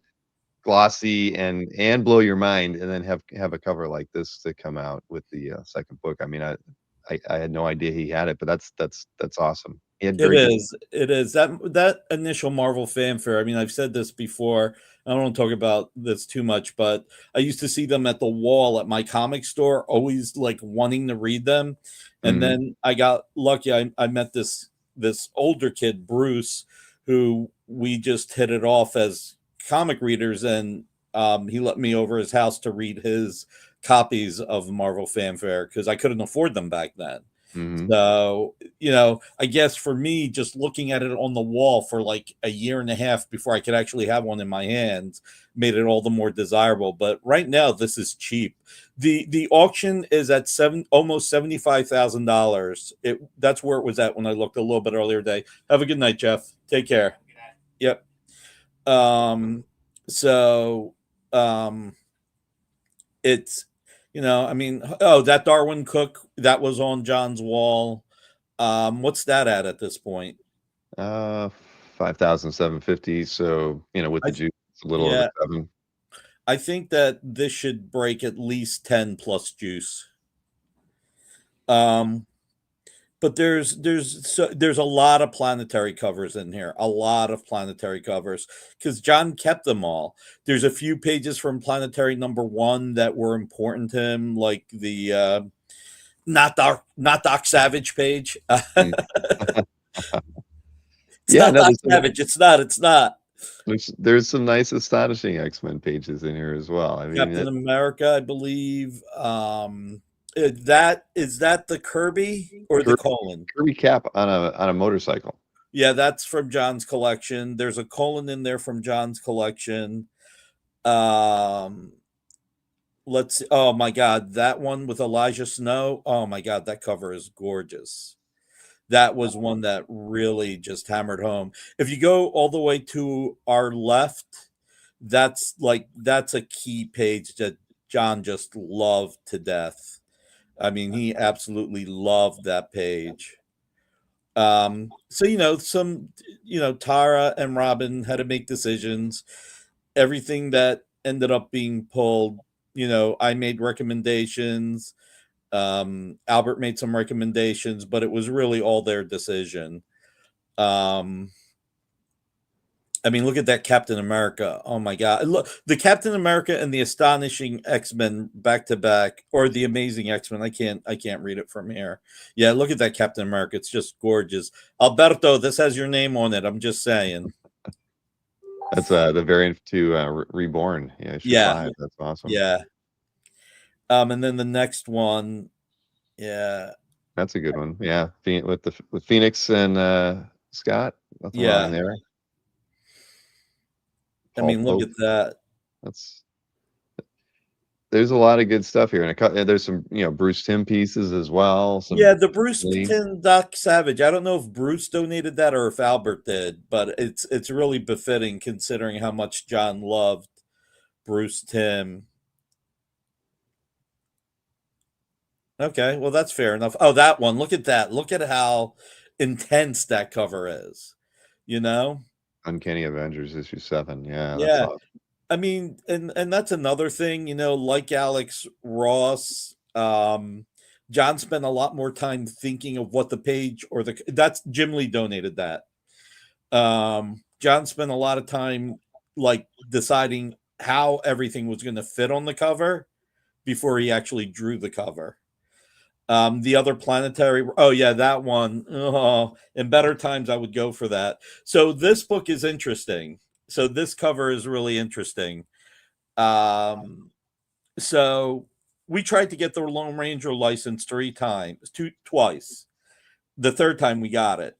And I've told the story before. The pitches that they had that they wanted us to do movie pitches, and we turned them both down.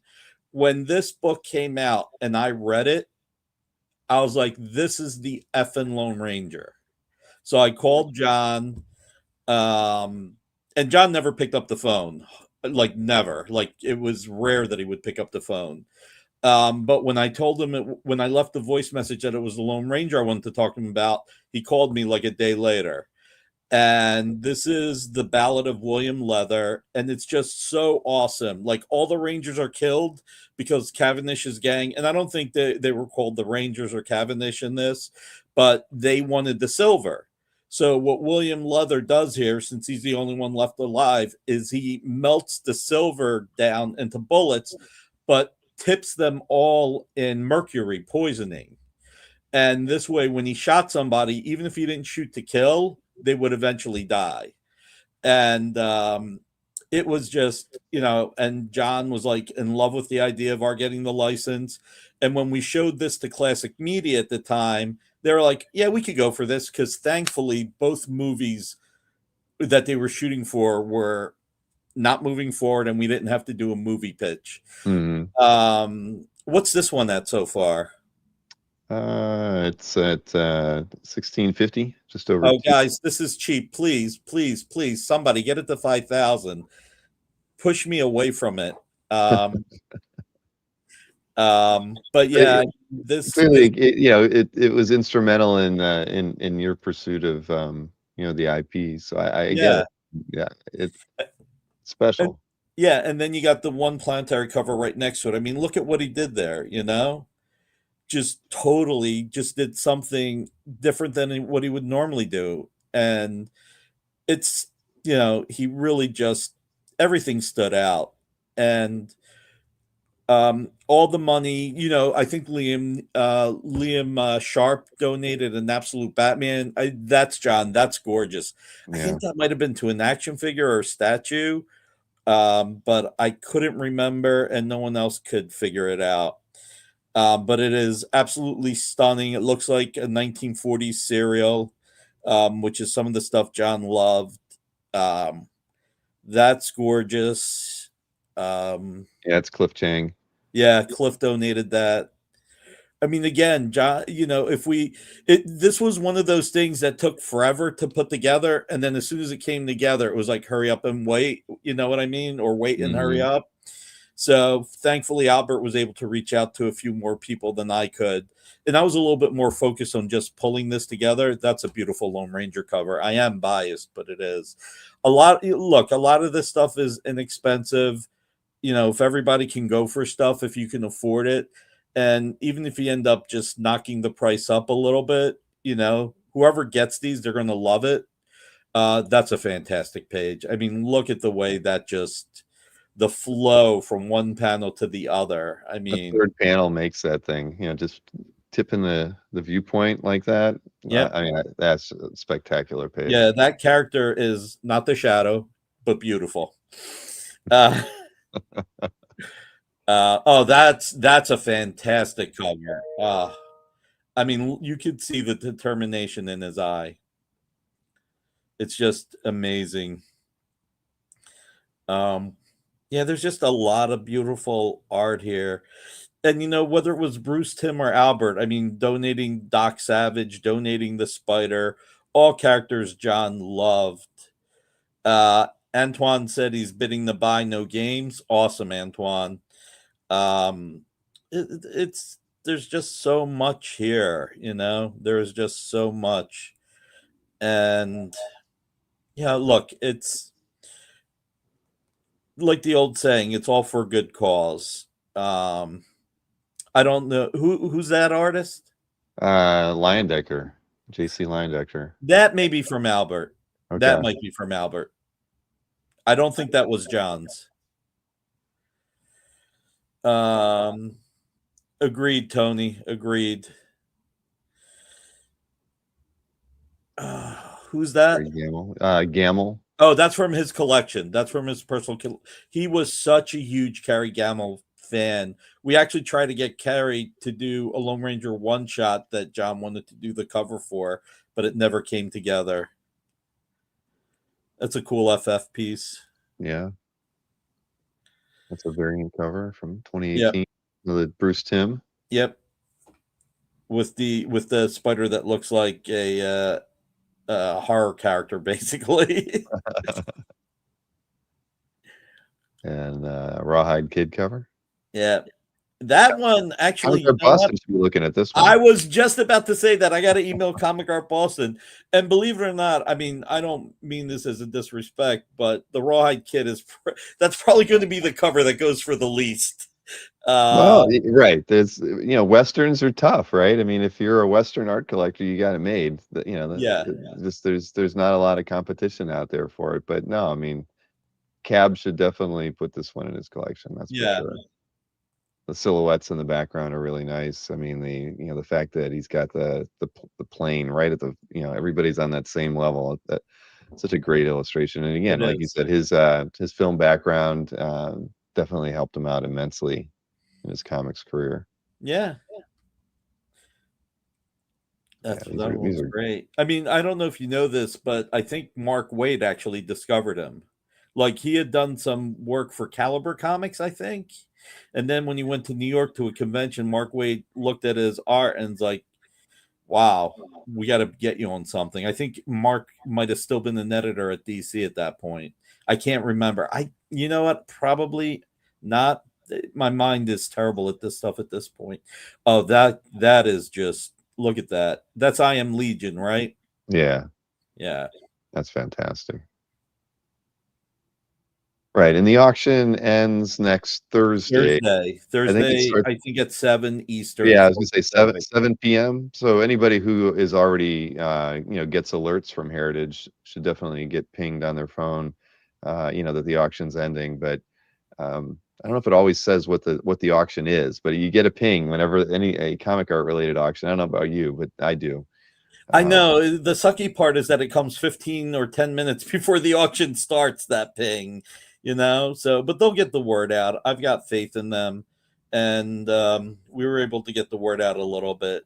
I mean, the Planetary cover, to me, I mean, that'll be a crying shame if it goes for less than 25,000, because I know the offers that John. Oh, that's a great cover. Yeah. I know some of the offers that John fielded on Planetary, and it was definitely higher. Buck Rogers, we published that. Obviously, I'm biased. I think it's gorgeous. He did the first Buck Rogers cover in homage to Frazetta. Hmm. One of the Frazetta covers. What's that? I can't see it from here. Russ Heath Lone Ranger. That's daily. from his collection. That's from his collection. And That's really cool. Legion cover, yeah. Well, we'll do our best to to get the word out as well. I'll talk. Yeah. We could probably put it maybe in the Tuesday or Wednesday. Daily. Oh, that's Action 1000, right?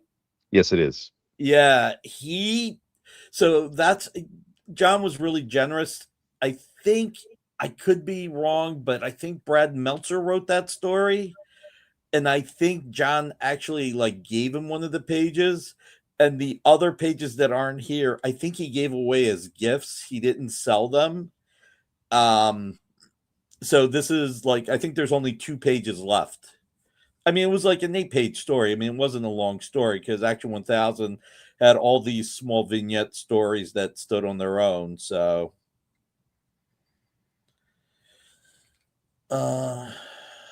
It's another Action Comics 1000 right there. Yeah, I think it's 2 pages. I could be wrong, but yeah, he was just fantastic. Which one's that? It's a Deathstroke page. Oh, that was actually in his. Irwin. Yeah, that was actually in his collection. He was a fan of Steve Irwin. I can see why. I know Irwin's awesome. It's great. Yeah, we lost him too young. Irwin and John. Oh yeah, Sherlock Holmes. Oh my God, when he was designing the Sherlock Holmes covers. All right, so I'll tell you guys a funny story, and this will crack you up. Years ago, Albert came up to me at San Diego or New York Comic Con, and he asked me for a favor. You want to know what the favor was? Can you guess what the favor was?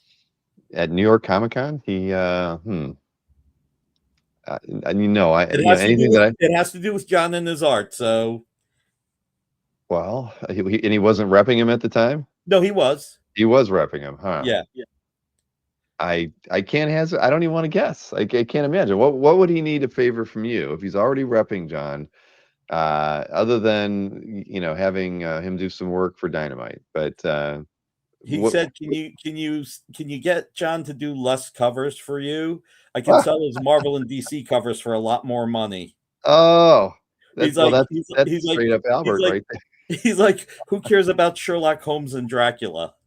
Right, but John loved doing it, right? So that's I love doing it. Yeah. Well, I get it. I mean, there's sometimes. You think about it. Artists love doing personal projects, right? A lot of times those pages don't sell for as much when the pieces they work for the big 2 or whatever. I mean, it just is what it is. But if the artist loves doing it, I mean, hey, like I said, I'm not saying even their rep can convince them to stop. I'm not saying anything negative about it. I'm just saying it was funny. That's all I'm saying. No, of course. It was really funny to have Albert say, can you do me a favor and have him do less covers for you? Who cares about Dracula and Sherlock Holmes? His Marvel covers sell for more money. Well, he was just looking out for John. So yeah, just for John. Just for John. I love Albert. Listen. But hey, I mean, at the end of the day, he could be looking at it, and it's a status thing. But at that point, John had already worked on some pretty high profile books too. But yeah. I mean, hey, I bet his Planetary pages didn't sell for as much as his Marvel and DC work either. I mean, at that time. Yeah. So I mean, they were hard to get, but it's all based on the title and the characters you're working with. Yeah, real quick, can you find the Liam Sharp Absolute Batman cover? Yeah, I know it was in the middle somewhere, right here. I mean, obviously Jim Lee, so many creators. I think Paul Pope donated something, But considering how hot Absolute Batman is, and for Liam to donate, I think that's the cover to #1, right? Yeah, the variant to #1. You're right. Yeah, I mean, for to donate that cover out of everything, I think that shows the love that other creators had for John, reciprocating how great he was to them. What's that at right now? That was at 1,800. Oh, that's okay. That's Sienkiewicz, yeah. Guys, Yeah, I bid like it up. Bid it up. I did like this the Secret Empire Brave New World cover here. I thought that was nice. It is nice. You can get Rocket Raccoon in that one. And Black Bull. Yep. John liked to have fun. He just really liked to have fun. And he, it's a reason why he did I Am Legion. Sorry. It's the reason why he did I Am Legion. It's the reason why he because he was drawing Astonishing X-Men, I think, when he was doing I Am Legion, but it was a personal project to him, and Marvel was very generous as well. I think, if I remember, John told me he had lunch with Dan Buckley, the publisher of Marvel, and he asked Dan if it was okay to go bi-monthly on Astonishing X-Men for a bit, and Dan said, of course, which, really meant the world to John. Because he wanted to do personal projects. He didn't, for lack of a better way of saying it, he didn't want to wait until his 50s to start doing projects that were personal to him. And unfortunately, he died in his early 50s. So it's good that he took the time to get some of those projects completed. Yeah, I mean, the for him, as much as anything else, the saddest thing is that he was working on his ultimate project for humanoids. I don't want to say too much because it's his story. And it's really his family story to tell when they want to. But basically, he had this project that was, not that John never thought this way, but it was the ultimate project of, he thought, and this part of it can be a radio show, like the radio shows I love. This part can be the TV. Like, he was thinking about everything about it, and unfortunately he passed halfway through it. So yeah, so I know you have a show to do, so well, we got the word out. That's the thing. I mean, and like I say, we'll definitely find a way to get another plug in a daily mailing in the lead up to this as well. Thank you. Now that folks know it's out there, we'll do our best to get more eyes on it. I'm sure you'll be able to talk about it tomorrow night on your show at 7. Absolutely. Yeah. No, look, this means the world to me, and I know it means the world to Robin and Tara and Albert as well. So, actually, now that I think about it, that's the one thing I should do. I should ask Albert whether or not he can send an emailer out on it. Sometimes the obvious stuff you don't think of. Albert's got a good sized mailing list, so yeah, he should he could do it. They usually only send out those text only emails though. That but maybe he can put something together. I'm certain of that. Sorry that I'm a little bit more laid back on this one than Allison and Adam were. No. Hey, that one ended on a funny note, so it's okay. Yeah, but I think we'll definitely do our best to remind everybody. Again, the auction ends next. Lose my voice. Thursday, Thursday around 7:00 is when it starts, and and it's only like 72 pieces or 90 pieces, so it'll probably only go an hour. Right. It'll probably be over pretty quickly. Yeah. So everybody, if you can, check it out. Even if you can't bid, if you can share, there are so many Captain America, at the very least, there are so many Captain America and Marvel fan pages on Facebook. So if anybody, I'm going to bid up a couple of those Astonishing X-Men pages. Awesome. So yeah, I'm going to throw a few bids in there. I've always wanted to get another one, after I sold a few that I had, and I don't have any now. So getting one of those back would be nice. And if not, somebody else pay a little bit more money for them. You know what? it's you're in a better position now, so it's cheaper today than it was a few years ago. You Yeah, know? maybe. So yeah. Well, I don't know. Now it's John's not making anymore, so it's like those pages have only been going up. Every time Yeah. I like it sells for more, more than I wanted to pay. Even though I feel like I'm stepping up, go up another 10%, and it goes 20% over what I think it should have been at. But it's okay. At the end of the day, this is for a good cause, and um, you know, John's not around to make any more artwork. So if you want to get a piece, and you need a good example in your collection, you gotta go for it. So yeah, no, thank you for coming on, Nick. Thank And you, Bill. Thank you, everybody. Thank you all for being here. And everybody, hit that thumbs up, please. there you go. Yeah, exactly. We got 83 people watching. I have no idea how many thumbs up we gotten already, but we can always use a few more. All right, Nick. Well, I'll see you. I'll see you in the chat on Friday at 7. Thank you. Take care, All right. Bill. Take care, everybody. Thank you. Good night. All right. Yeah. So keep it. The auction is next Thursday. Kind of an off night that we're not used to, but yeah, a lot of nice stuff in there, and all going to a good cause. All right. What do I got next here? I am going to show the schedule. Go through that right now because there are some new things to talk about. I didn't take out a few things on there, of course, the newer stuff that we've already done this week. But we do have some updates coming. We have a new show that's going to happen on the next Tuesday.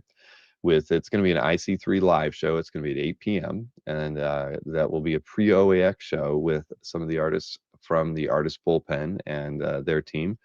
That'll be fun. You want to tune into that. That'll be an hour before the interview I have with John Wojtek. But again, pre-OAX opportunities will be happening during that show. I think the Artist Bullpen has is it 4 or 5 artists? I forget now. But either way, we haven't had them on yet at all, actually. So it'll be first time for them to be on the channel. And I'm looking forward to being a viewer in the chat with all of you. Then the following day at 3 o'clock, there will be a a Card Art Explained live show as well. So we haven't done, we're doing more of these at the moment because of OAX, but this will be another pre-OAX opportunity. And Bella Racklin will be on there, and Dimitri Patelis. So both of those artists, I think many of you in the chat are very familiar with. And while it is a card art show, Bella's work is very much in demand these days, as I'm sure many of you know. And I'm very interested in watching that one as well. And I haven't gotten to see what the pre-OAX opportunities are yet for either of those shows. But I'm very, very curious, as I'm sure many of you are, because these are all first-time artists coming to the show as well. And that's always to me there's intrigue in that. As even though I'm one of the showrunners, being as a collector, I want to know what's going to happen on those. So again, 8 p.m. on Tuesday for the IC3 live, and then it'll be 3 p.m. on Wednesday, the 5th of November. That evening on the 5th will also be an art drop with Nick Perucci. So he will be our Wednesday victim. We'll see how he does. It'll be fun. We did the show with Essential Sequential last night. That went pretty good. And for those of you who watched the Matt Kennedy and Jordan show 2 weeks ago, or no, a week ago, that went pretty darn well too. I know everybody was happy with the results from that. And then just some other stuff going on. Kezra and I are going to be going to Collector Summit in Dallas next weekend. We'll be there from Friday through Sunday. And when I come back, we'll be doing a show with Hakes. And it says Goodbye, Alex. For those of you not in the know, and I mean, Alex has been telling a lot of his, Alex Winter, the gentleman who's been with Hakes for 40 years, he has decided to retire at the end of this year. So this will be the last time we will have Alex on the show. So I hope a lot of you tune in for that one. Wish him best of luck in whatever he chooses to do. He and his wife, who also works at Hakes, are retiring together. And yeah, that's it's amazing that anyone can work for the same company for that long and retire still, before 65 to do other things. But I admire him for that, and it's been a lot of fun working with Alex over the years. So again, that's but good for him. And we discussed a few other things with Greg Teagues, an interview on Tuesday, the 11th. Anthony will be doing a low-cost art drop on the 12th. We haven't set the parameters for that, but I'm pretty sure everything's going to be under $1,000. So that'll be fun. We haven't done one of those in a long time. We've got then Comic Art Live the weekend of the 14th through the 16th. And just lots of other stuff. Bart Sears is going to be doing an art drop on the 19th with me. We got Fred Henbeck coming back in December. And I may or may not. Well, we know for sure Kazra's going to the GalaxyCon in Columbus. I'd like to go if I can squeeze it in. Just depends on a lot of different projects that are going on internally if I feel like I can make it. But I'd love to go. My aunt lives in Columbus. I haven't seen her, I think since last. Well, no, I did get to see her anyway in the spring last year. But it's always good to see her. She's there. And Spinner Rack Rick Yankowski, who God knows what his handle is in the chat these days, it will be our interview subject on the 25th of November. So, anyways, so there you go. That is that. And man, I got to turn. If you guys can hear that beeping, I've got myself a burner Android phone, and I haven't quite figured out how to use it yet. So I don't even know how to turn the volume off on it, but it keeps beeping beside me here. Anyway, my good friend, smiling Chris Snork is in the green room, and do I have that music? Oh, I don't have it in here at the moment. I actually think I had a. Oh no, no, I did remove it. Doggone it. Light that cigar, baby. Okay. Wisconsin beer break. Comic Art head, watch him collect. Somewhere Chuck Arnold is smiling. Oh yeah, Chuck's very happy to know that one's still here. Yeah. Anyway, how you been, man? I'm good. You? Not too bad. I mean, I came down with a cold over IX. I haven't had a cold in like 3 years, so that kind of sucks. But I think I'm on the other side of it now. Maureen gave me. She's been pumping me full of stuff. Vitamin C and Airborne. You name it. I've got a saucer with Airborne that I think I was supposed to eat for the show that I haven't yet. But like that. But you know what? I actually have some art to go off. I have it unboxed. I didn't list it, but and one piece I didn't realize what it was. I have it. I will open it in a minute, but it's that Heritage win I got. It's got to be right because they don't label their stuff right, do they? They label it like let's see, it's from Dallas. It's from a secret location though. Ivy Press. Ivy Press, yep. Yeah, it comes from Ivy Press. So I got that. I'm thinking, I didn't order any posters or what the hell is Ivy Press? I even Googled it. I'm like, I don't know what this can be. Anyway, when I was at IX, I only picked up 2 pieces. And one of them was in the house because I actually bought it for the family and for me. But it's an Odin thing. It's just something fun. I like this stuff. I actually own anyway, it's Odin on a horse. He's kind of like going into battle with a sword. And you get crows, some weird eyeball flying things. So that was my I think I got that for like $500. Anyway, it's good. I like the guy's stuff. Overall, a very fun show. Bill, am I hallucinating or do I still hear the music in the background? It looks like it. Well, I guess it was. I thought I turned it off, but you know what? I think you're not hallucinating. Did you turn off? It was. Here's the thing: is I'm using my wife's laptop because mine is doing some massive Windows update right now, and I was like, "Honey," I ran upstairs. I'm like, "I need your laptop," and she's like, "Okay." So I didn't know if it was that or something weird with her computer or what. So. Well, it was me. I hate to say it. I'm embarrassed now. Wow. It was I lowered the volume because I wanted it to kind of fade out, but I didn't fade it out all the way. It was like a little bit. It was like on like 8%. So, all right. Well, yeah. People thought they were going to get to listen to that the whole time. Sorry, everybody, for disappointing you. But somebody did ask me about this shirt earlier. How did I get a Mannix shirt? Right? And that one too. Yeah, look at that. It's Tom McDonald sent this to me. Tom got this as a mystery sketch artwork, and he decided to make it into a T-shirt. And I even got one. So I opened it up today, and Kazra got one too. It turns out it says Bill Kazra, Happy Halloween from Chicago, Tom. And I was supposed to wear that for Halloween, and I totally forgot. But then you and I would have been wearing the same shirt, and that yeah, we can't have that. Oh, No. So there you go, Casper. I've got your shirt here along with a sticker as well. Anyway, so that's there a you go. nice Thank you, Tom. sticker. Yeah. All right, let's open up this link from Heritage. Oh, wait. Sorry. One other thing came today. I've been waiting a while for this. This is that Elementals book that I had scanned that Willingham cover and sent that in to them, and I guess it finally got printed and delivered. So I got my Very I've been cool. published twice now. Like this cover's on it's here again. So I'm Yeah. happy to but it's softbound, but I don't know. I haven't looked at the book yet. But My first published piece was something similar because I had gotten a cool sketch of Ultra Boy from Chris Sprouse at a show. Probably the third or fourth piece of art I ever got.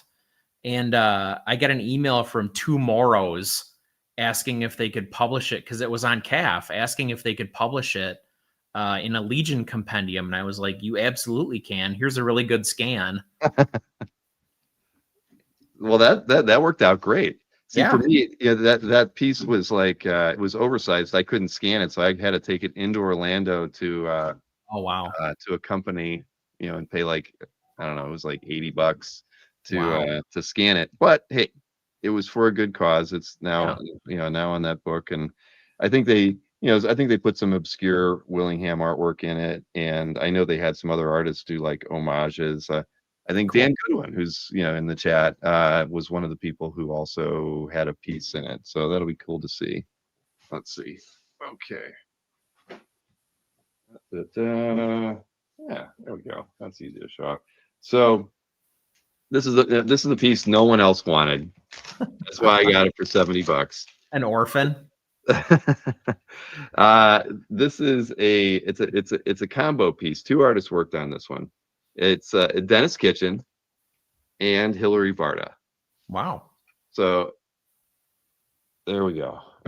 I'm having the problem that everybody else has. So there you go. Just totally goofy, but I wanted it. It's like I regretted never getting one thing from Dennis Kitchen when he had that main auction, right? And there's always been like a piece here or there. It's still trickling out because Heritage is selling like one a piece every week, it seems. So Sure. so I was like, all right, well, this is cool. I mean, I've got I've interviewed Dennis a couple times, Hillary, not too long ago, and he's going to be back on the channel at some point. So I thought it'd be cool. So there you go. That's awesome. Yeah. Yeah. You have tentacles now. Oh my gosh, I do, don't I? Yeah. I guess that's a bonus I wasn't expecting when I made that. And then this is from something I actually got from Anthony that I paid for when nobody else would buy it. I was like, I've always wanted something, a published piece from Sean Phillips, Oh. and he had, what did he have? This was from Marvel Zombies Volume 2. So I like this page. Oh no, you better not have a skull on it. Oh, it does. Well, yeah, I guess it kind of does. There Ooh. we go. So it's got, who else on here? You got Wolverine, you got Phoenix, you got Firelord, Iron Man, Yeah. who else? I don't know. Oh, Giant Man. I don't know. Everybody. I love Sean's stuff. Yeah, me too. So I was very happy when nobody bought this one. I was like, all right. And then I didn't even get I had to pay full price. I didn't even get it at the his Ragnarok recap price. I was like, are you serious? He's like, I'm gonna put it back on the site. I'm like, oh, you son of a all right, Anthony, I'll see you next week. Anyway, so there you go. That's everything I picked up. Awesome. There you go. Not as awesome as the Punisher piece from you had the other a couple weeks back. But well, I'm on a hiatus now until OAX. I swear to God. Yeah. I'm hearing that from a lot of people too. That's awesome. Well, I commissioned Scalera last night, so that's up and that's there. But did you go for the top tier? I didn't because I didn't want color. Oh, okay. His grayscale stuff, like his tonal stuff, like that's what I want. So okay. I was tempted because like I always want the biggest one, but by the same token, I was like, no, but it's not what I want. Right. So in a way, it was a bargain. I thought it was a very fair price. You know, Yeah. I haven't talked to him today or Jason today to find out where they're at with stuff, but to find out. But I would have thought that Scalera he would sell out, but everything's running through their site, so I can't keep tab. Oh. They even ask like, hey, where are we at with that? Well, I know I talked to a couple people that Jason got back to today about their requests, so they must be churning through them. That's good. Well, So I was happy. He said like that type of thing. Art Adams sold out of 10 of the 2500s that he had, so that's a positive. Finch sold Yep. those sketch cards by Finch. I mean, I know they're small, but they look pretty damn good. Yeah. So Hughes' sketch cards are bananas. Wow. Yeah.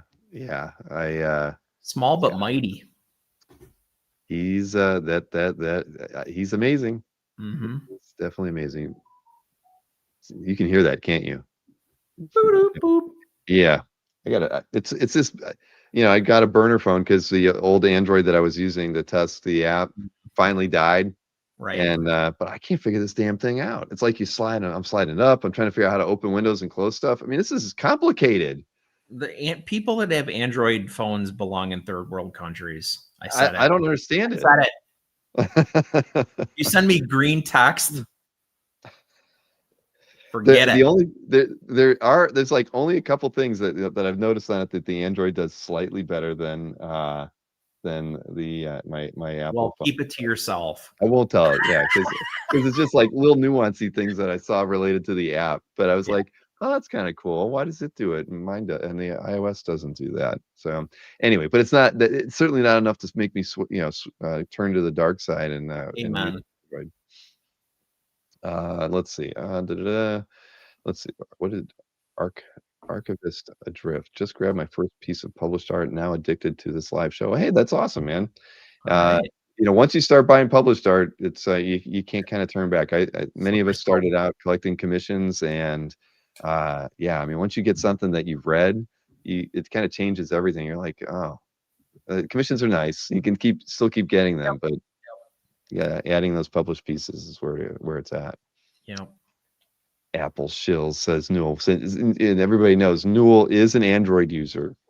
So just another reason that Stingray is out of his board. There's a growing list. Yeah, that is very true. All right, I'm going to power through some stuff here because it is late. I mean, I think Marcus was right. We are going to go into Halloween, aren't we? But yeah, we'll go quick through. I'll just throw up my heritage picks here really fast. Let me see, changing the screen here. Where are you? There we go. All right, what are we starting off with? I didn't have it even on the first one. There we go.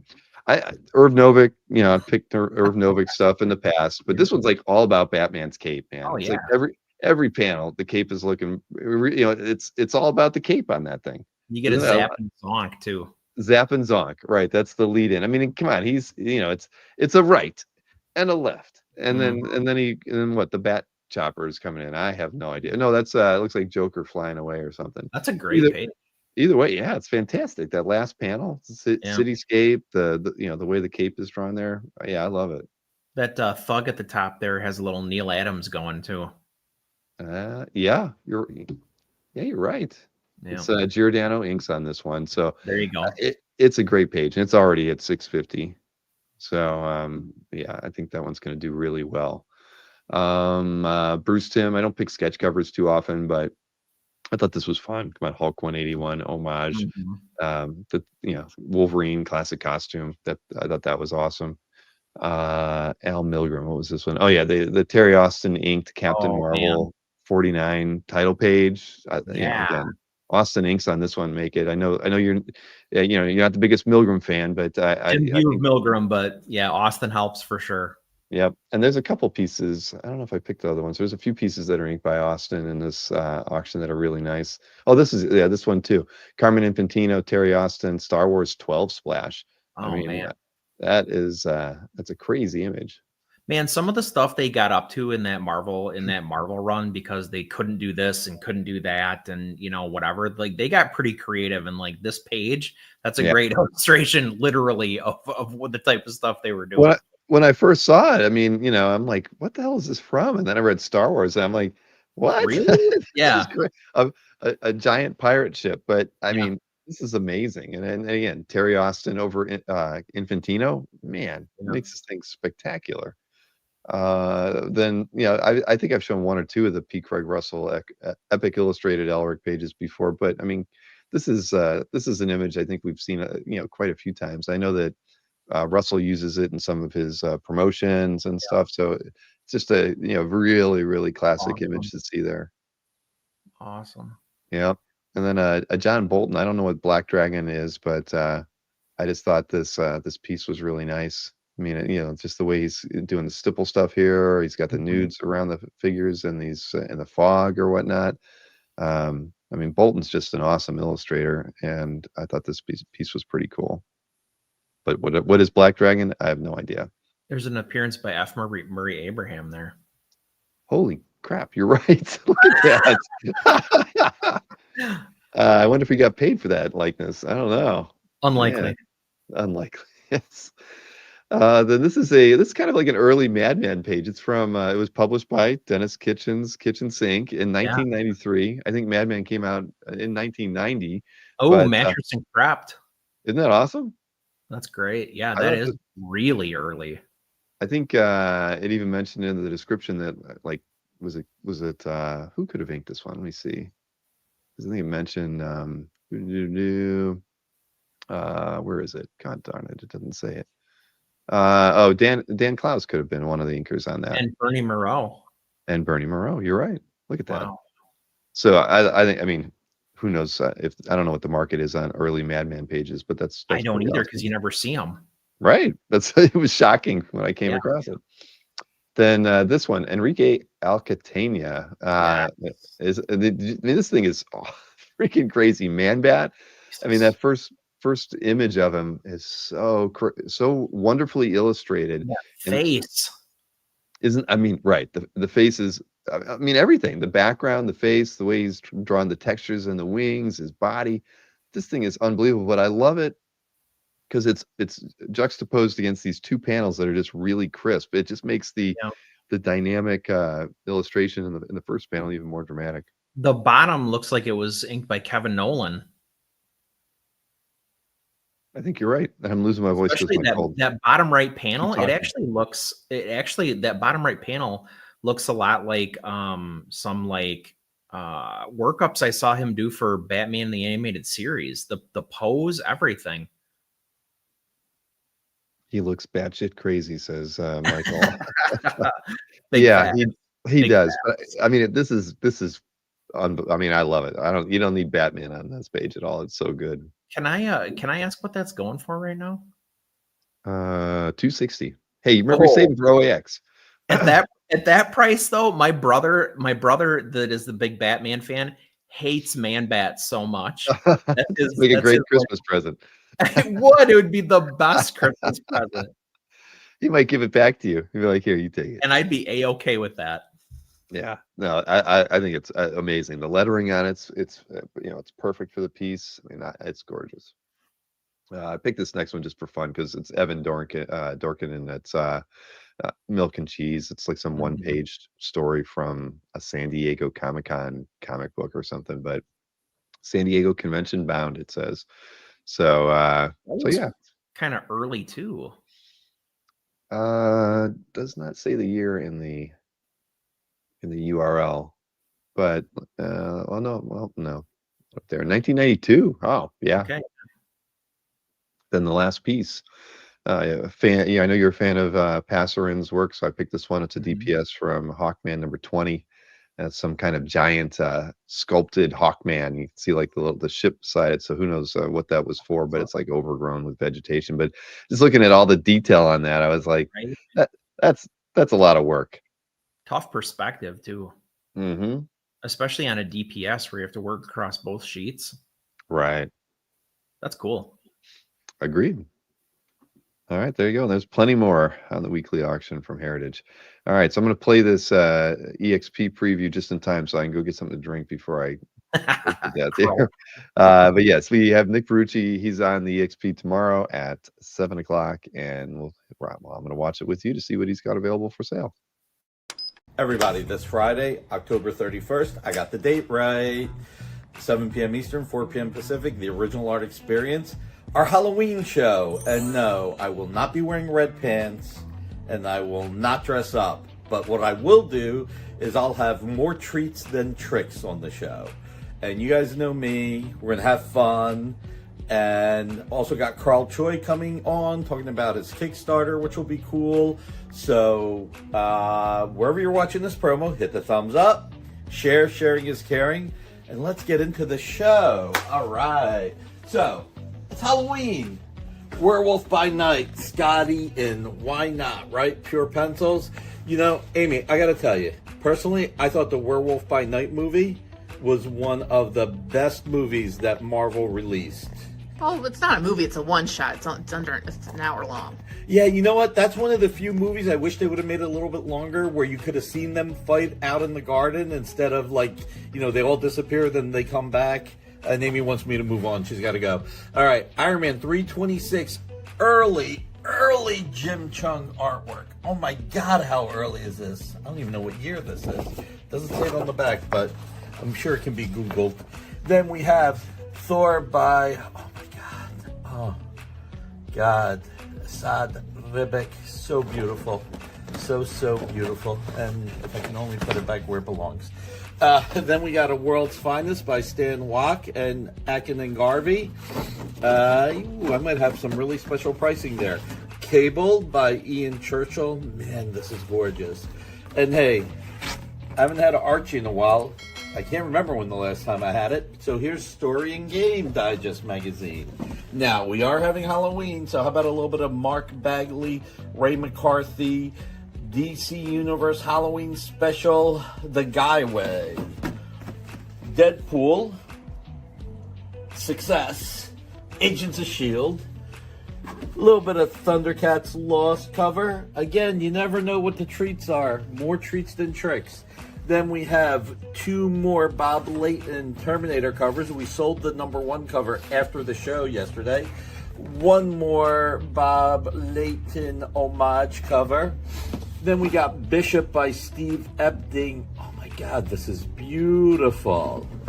Now, let's say, how about we do this? How about we say, oh, look at this, 2 sequential Green Lantern pages by Chris Cross and Scott Hanna. I wonder what I'm going to do there. Oh, look at this, Green Lantern Annual, 3 pages in a row.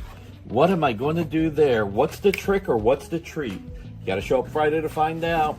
And this is quite a few Tom Grummett Blue Line pencils and Scott Hanna inks over Blue Line.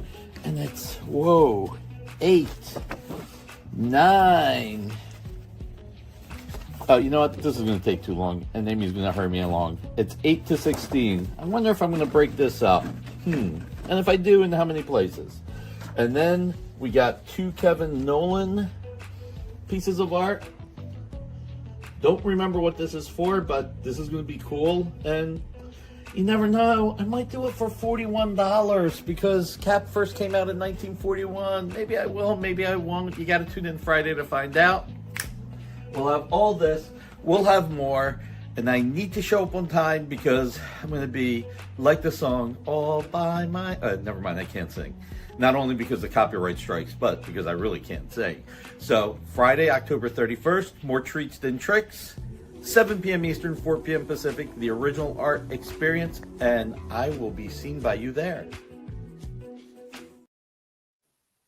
There you go. Kevin Some Nolan interesting cap. stuff.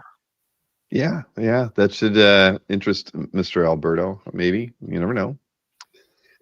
So I did not cure myself of that cough, but we'll get through this. I'm gonna do the CAF update really quick. Since we missed last week, the dealers had a great week last week, 454,000. The week before, and even this week they did 398. So that's 2 solid weeks in a row, which is kind of weird. And I know that Felix has his big thing going on this week, so I would expect to see another 300 plus week from dealers next week. But Bermuda Man had the big week, 92,000. Panel Page had 80. Anthony even had 65. Some of this might be carryovers from the shows. I don't know. Comic Con Art did 43. Albert did 37. Anyway, top 6 from dealers from last week. What do we got? Well, it's a big reason why Berkey did well. He had a $90,000 sale Wee. for the cover to Amazing Spider-Man 176. So from 1977 with Andrew and Giacoya doing the work on that one. And Stan Lee signed that one too.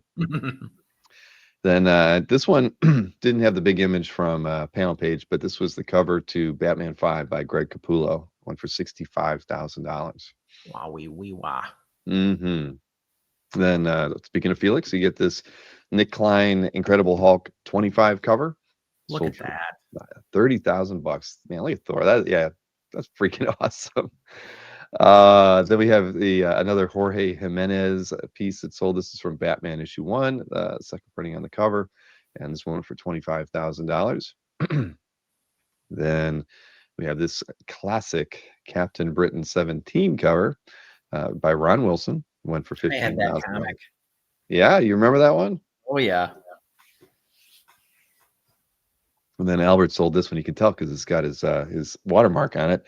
Mike Mignola painted Hellboy went for $14,000. It seems like a fair price. There we go. Then auction houses.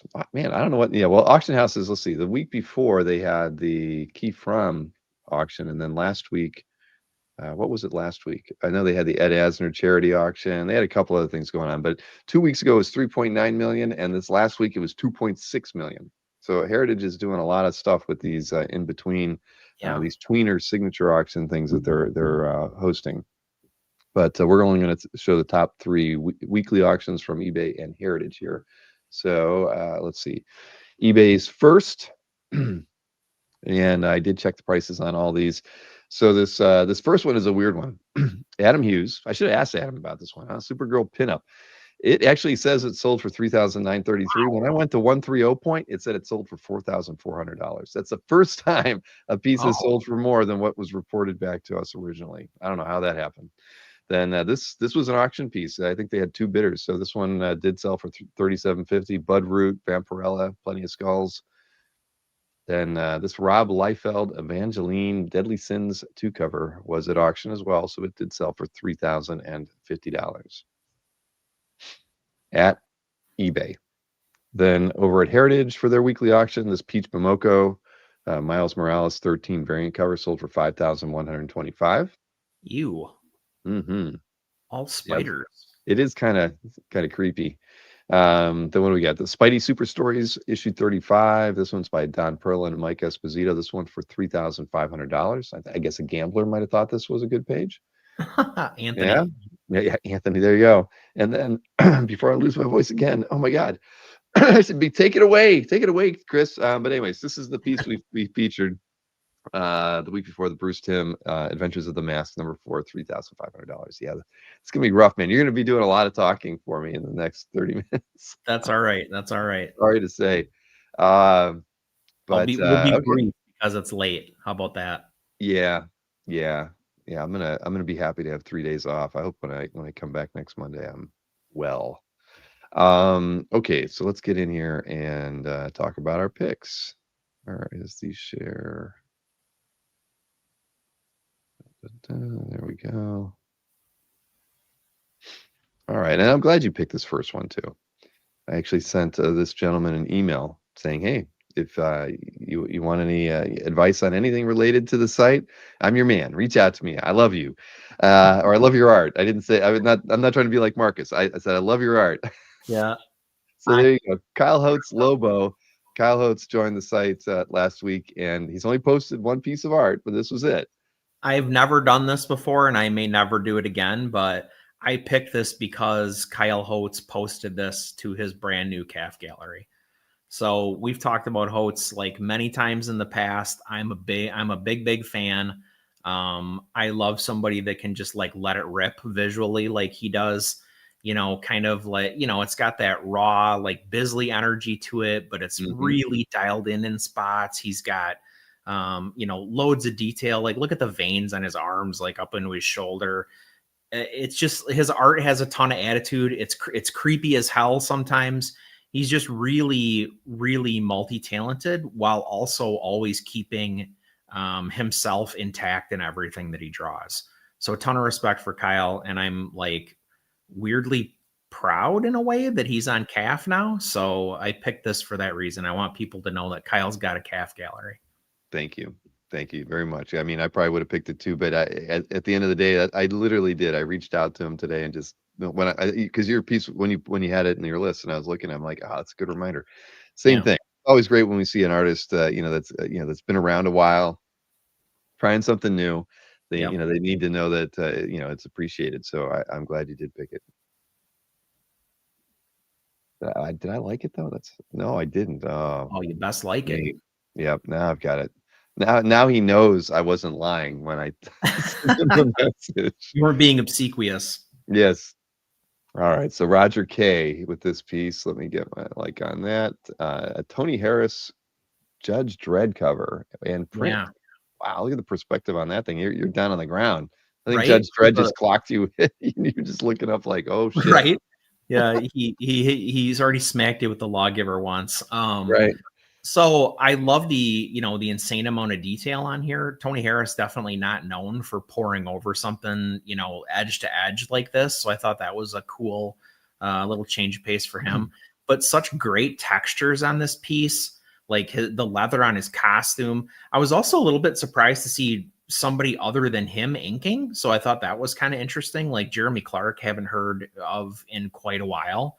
So that was cool on its own. But I just think this is like, it's kind of the whole deal. Like you get a great perspective, you get a load of detail, you get a ton of cool textures. I mean, as an overall work, I can see why they made this into a print. Oh yeah. I mean, there's so much detail on this piece. I mean, just looking at the architecture here as it kind of fades into the distance, man, that right and a wraps. lot of work. Yeah. Yeah, and the inking on this thing is immaculate. The cross hatching, wow. No, I did not. I didn't see this one. And he doesn't step on any of Tony's typical stuff. Like you can tell that that's who drew this. Mm-hmm. Yeah, very true. Taco squid. Okay. Yum. But yeah, no, that's awesome. And this reminds me of something. Hang out after the show today. I wanted to ask you a favor. Okay. But yeah, that's a beauty. Congrats to Roger K. I think I interviewed Roger like 3 or 4 years ago on the channel. All right, so Simone DeMeo. This is in Wolby Fan, right? Yeah, Wolby Fan's CAF gallery. As it should be, right? Of course. There we go. We're gonna look at it, and it's all its amazing splendor. I mean, that's awesome. I love it. We love DeMeo. Yeah, I'm not shy about that by any means. I've said numerous times, not really an X-Men fan. I did really enjoy Age of Apocalypse when it came out originally. I was really into Joe Madureira at the time, and like just Sure. the fact that it kind of like didn't matter necessarily what was happening, kind of let me get into it a little bit because I didn't need all the backstory and everything. I already knew who the characters were and kind of the relationships and all that kind of thing, but it wasn't bogged down by a ton of continuity. It didn't have any continuity. So like Age of Apocalypse was a cool thing for me. And when Matt DiTullio told me that Simone was going to be working on like these characters, this book, I got pretty excited about this. And when you see something like this, you feel like, okay, the excitement was justified. This is so cool. Agreed. And I probably would have picked Jason D'Ambrosio's piece if you hadn't picked this one. So I mean, it's just seeing those two pieces come up on CAF. I mean, it's awesome to see it, and I was excited too. I mean, come on, DeMeo moving from DC to Marvel by itself was just cool to find out. I didn't care what he worked on, but when at this gig, yeah, that sealed it for me. I mean, it's a great read, and I know his art's awesome in it. And yeah, I'm losing my voice again. He's also, he's also not shying away from like doing what he does, right? Like this has a load happening in the back, a ton of stuff happening in the background. It's kind of a wild camera angle. It's an interesting composition. There's stuff flying. There's food flying all over. There's that bottle. you know, he's doing what he does, but it's grounded in this, like, you know, now it's X-Men. There you go. Newell Taka Stingray. Relentless self-promotion of his Demio. I love it. Yep.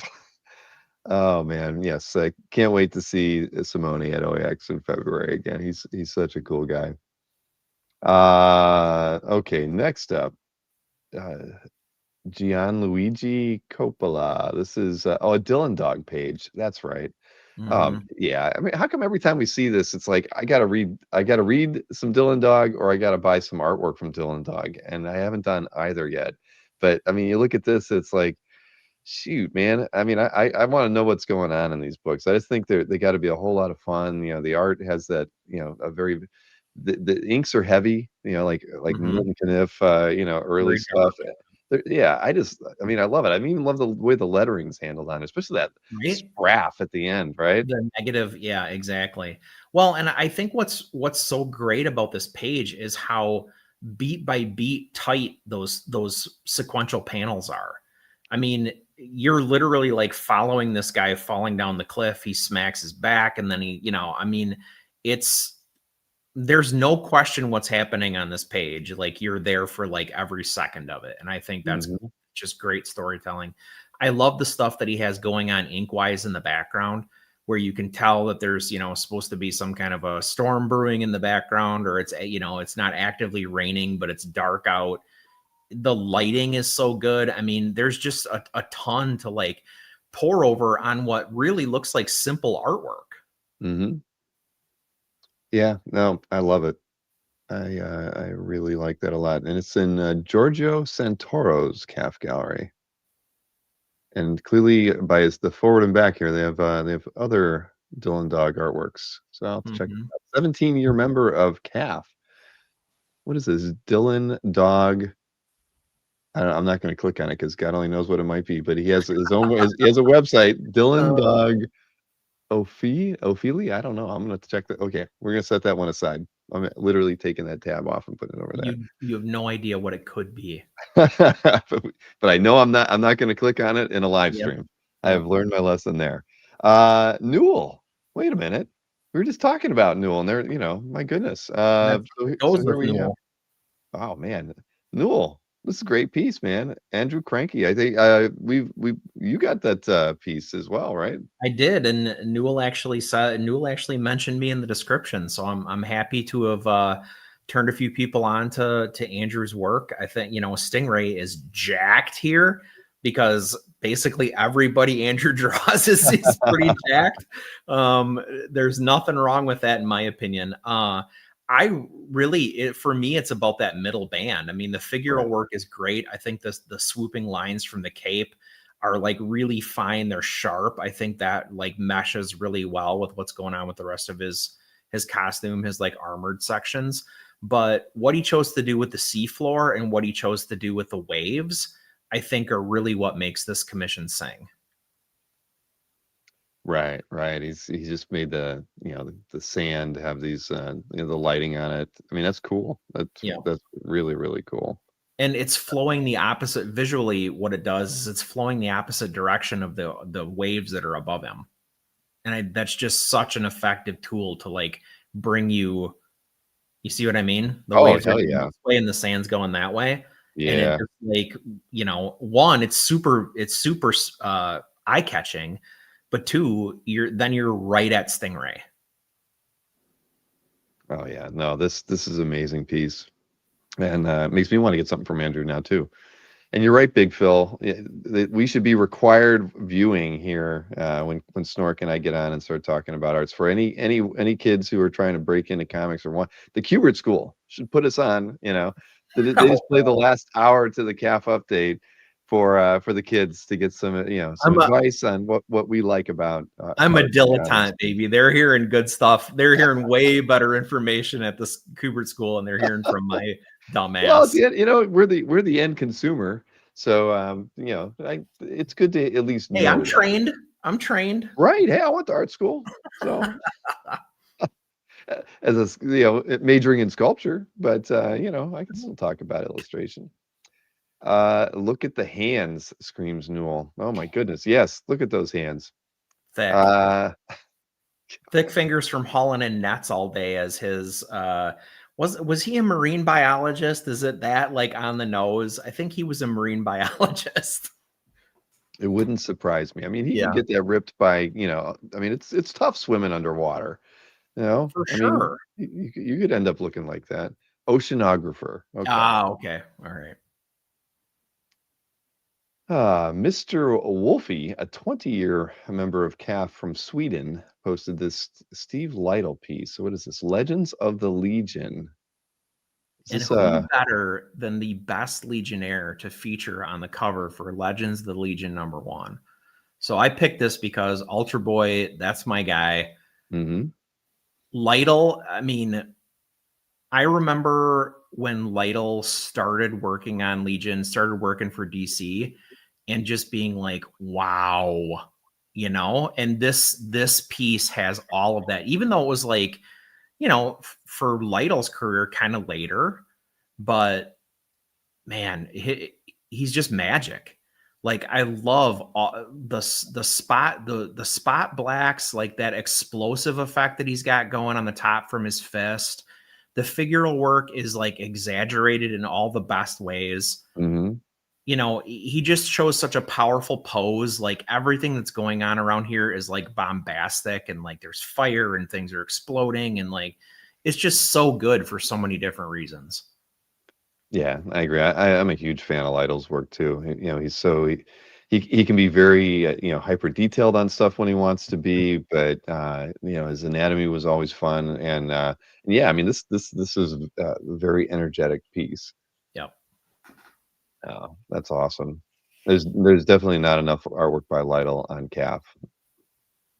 So congrats, Mr. Wolfie from Sweden, 20-year veteran of comic art fans. Now, next up, Fred Dillon. Let's see, what is it? A New York City commission from Jesse Lonergan, an action-filled piece showing just what the bug does.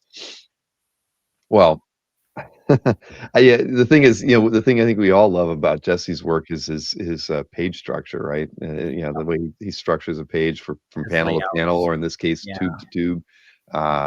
Tube to tube. Yeah, I like that. But it's cool. I mean, he always comes up with some unique way of framing, Yep. a page. Even if he's using a grid structure, he still makes it interesting. Well, And it's rarely the character that I find myself drawn to in his stuff. It's right. always like everything else he did on the page. And this is really no exception, although I do think Forager is really cool character.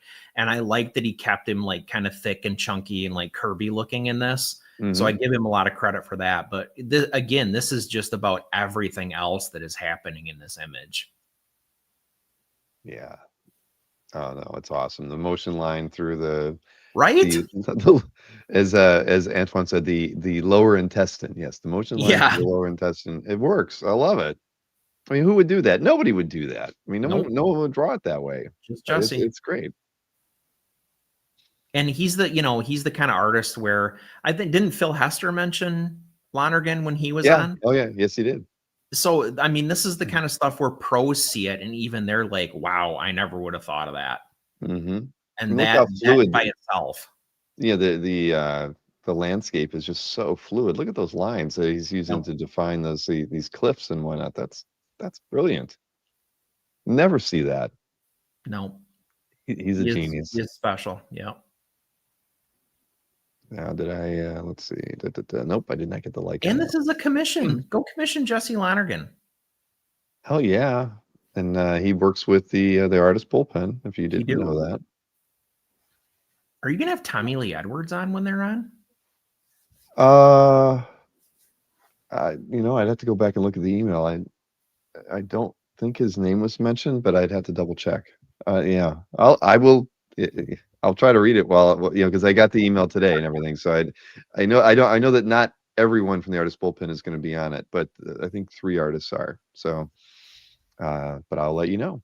I own enough Tommy Lee Edwards art, Bill. It's okay. He's a good guy. Marko Djurdjevic, who I think. Thank you for saying his name. Yeah, I've heard it enough. He works with Mark Hayes, so I've heard him, or at least he used to. No, I think he still does. Yeah, because he was at New York Comic Con, so this is a commission, and That's who why I got picked this because Hmm. one, I don't remember the last show he went to, and two, the It- fact that he was there drawing absolutely floors me. So good on I didn't pay attention to who got this, but good on you for commissioning Marco and like wow, what a result. I mean, Albert R. okay, Um, not the no, Albert you would think it would be. yeah, I mean, I'm with you too because I can't remember. I think San Diego would have been the only time I've ever seen him at a show, and that was a long time A ago. long So time ago, right? So this was yeah, like a really pleasant kind of blast from the past for me.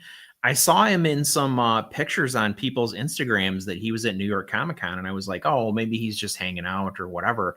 But to see that he was tabling and sketching, like I was like, oh my god, is he going to come back? Like that would be exciting. that's really nice. Why didn't Mark Hay offer Marco to us when we were talking to him? We just might have to go to Mark and say, Mark, in Mark, 2027, yeah, this is what we want. Because no, he would be great to have. I've always loved his work. And looking at this thing, it's even though it's blue pencil, it's very the penciling is tight. But it's oh yeah. delicate. And man, it's yeah. His This is great. anatomy is always so dead on, except when he chooses for it not to be, in which case, like, great. I always like it's a weird detail, but I always like when people illustrate Cap's like chainmail shirt as being like over his cowl. Right. And that's just a weird like idiosyncrasy, but I think that's a cool piece of his costume that not a lot of people bothered to draw that way, and he did. So yeah, I just again was just happy to see new art from Marco. Yeah. No, agreed. Yes, Marcus, blue lines. I said blue Mhm. blue pencils. DK Ruan on this one by from Martin's collection. It's 20. We're picking people with a lot of history on Cap. This is 21 years on the website. I have a piece right there that I bought from Martin. Really? Yep. Well, that's awesome. I thought this said Nick's got a kind of a Sean Penn vibe going on this one, but Yeah, a little bit. I thought that the composition on this thing is fantastic. I Yeah. mean, doing so much with a little bit of space. I mean, if when you squint the shapes that he's using here, Mhm. it's so good because And he manages to keep like for the like there aren't a lot of tangents in here. I mean, where there are tangents, they're actually kind of cool. Where like he makes the little V with the two figures at the bottom, and they're like the white sections on the arm and the shoulder. Like that actually kind of works. That's kind of cool. But I actually picked this because I wanted to buy it and I missed it. So this is a jealousy pick on my part. I really, really like this, and I was like, you know what, that needs to be on my wall. But yeah. here's Mark. Sorry, man. When did this go up for sale? It was up for like a hot second, and I won't comment on why I think that is, but yeah. I understand. The end result is that I'm talking about it on Cap instead of showing it to you that I just got it. Yeah. Well, it is amazing. So congrats to Martin Van Rugen, or I'm not sure how to Rulgen. I don't know. But anyways, yeah, that's a beauty. He's Dutch, Bill, and so it's like Huyen. All right.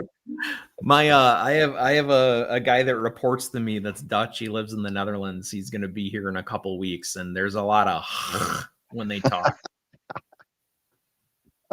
Maybe we can get him on the show sometime. No, that's okay.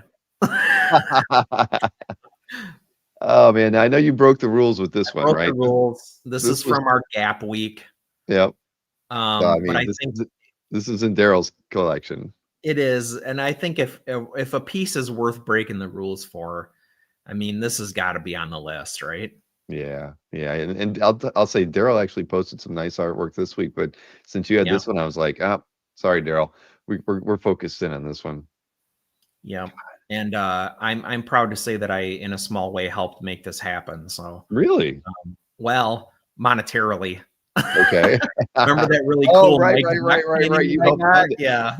Wonderful. Well, I'm glad, man. I mean, that's what makes the I don't know, the commerce thing, right? I mean, It makes the sometimes world you go got to raise round, money to buy great stuff. right? Sometimes you got to let go of some things you really love, and And he this is did, a and I got something I love, and he got yeah, something he loves. So it's yeah, almost like we traded in a weird way. yeah. It's funny how that works like that, but I mean, gosh, I mean, these inset illustrations stand, on their Right? own are They're different. unbelievable. They're They different are. from what's happening in the background on both pages. And I think that obviously the blue gray is really effective in like setting those off, but even stylistically, they're a hair different. Hmm. Take the tonal inks out of it. Stylistically, like they're just a little bit different. Like he was very consciously going after those panels. They're harder. There's a harder edge to them. They're less feathery. They're less whatever. And it almost reminds me of like a Steranko technique, or you know what I mean, where like Hmm. he was doing something deliberately in a different style and layering it on top of something, kind of a collage in some cases, but like this has a collage feel to it. And I think it's, as a storytelling technique, it's great. Yeah, I agree. And Antoine said it. I think the alley. When I'm looking at, I love Right. every illustration here, but this alley, I the know. darkness, it's The just reflections so on the water. right. I mean, the stonework in there. I mean, this is that panel, but I don't even know. You can't even call it a panel. It's literally like the It's splash. But backdrop. Yeah. but I love it. I love the way the figure is kind of haunting, as well. Just Mhm. there's not a lot of detail in it, but it's gosh, man. Yeah, I love that. This is great. I'm so happy for Daryl. I mean, it's funny. You kind of forget. Daryl won a best of award. I don't remember which. I don't remember when it was, but when I went May to his account, again. right, he could again, and that's so hard to do. Yeah.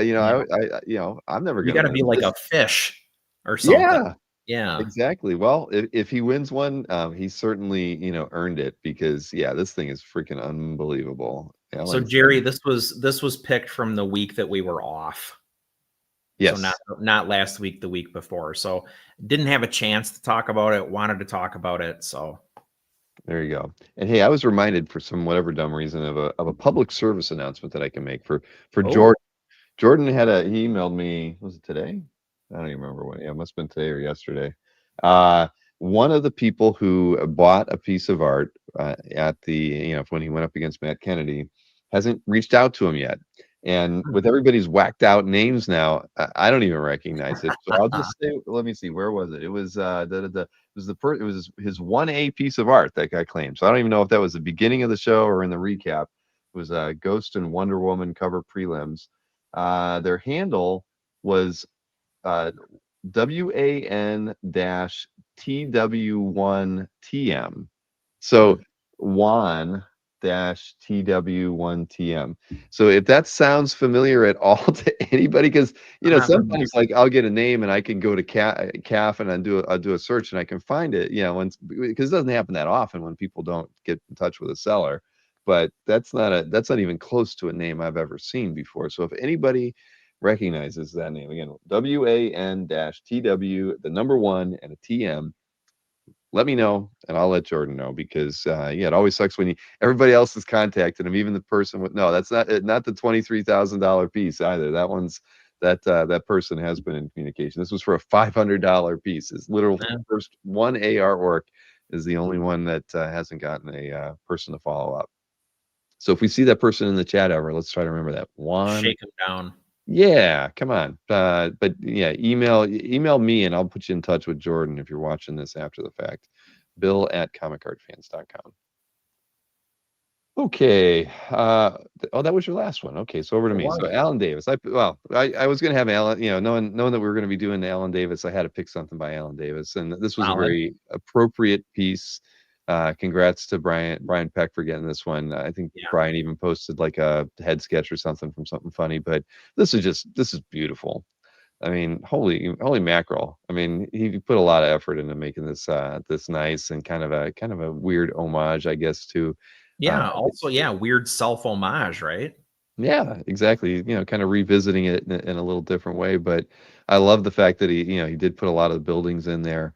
as Mhm. well. I mean, he didn't really have to, but I think it just kind of pulls everything together even better. But yeah, I love this piece, and so anybody who's getting the full team Excalibur option, which again I saw at least 3 people signed up for that. That's awesome. Yeah. So awesome. Yeah, it's gonna be cool. I'm like, I really have never talked to Alan Davis before, even though I've seen him at least a dozen times at shows because he always has a long line, Yeah. and uh, so this will be fun having him at OEX and get to see him. I have do a fun Alan Davis story, and actually, ironically, it involves John Cassaday too. So really. my my brother and I were at a show in Chicago many years ago, and we had split up, and I ran into him, and he goes, "Did you know Alan Davis is here?" And I said, "What?" And I said, I was like, "No." And I said, "Well, I'm in line for John Cassaday," and I was so far away from John Cassaday, he couldn't tell what I was doing, like where I was, who I was in line for. And he goes, "Okay, here's the deal. I'll go get Alan Davis for you, and I want your John Cassaday scotch." And I was like, "Okay." So I got him Nick Fury from Cap from John Cassaday, and he got me Hal Jordan from Alan Davis. That's perfect. Yeah. Yeah, that's awesome.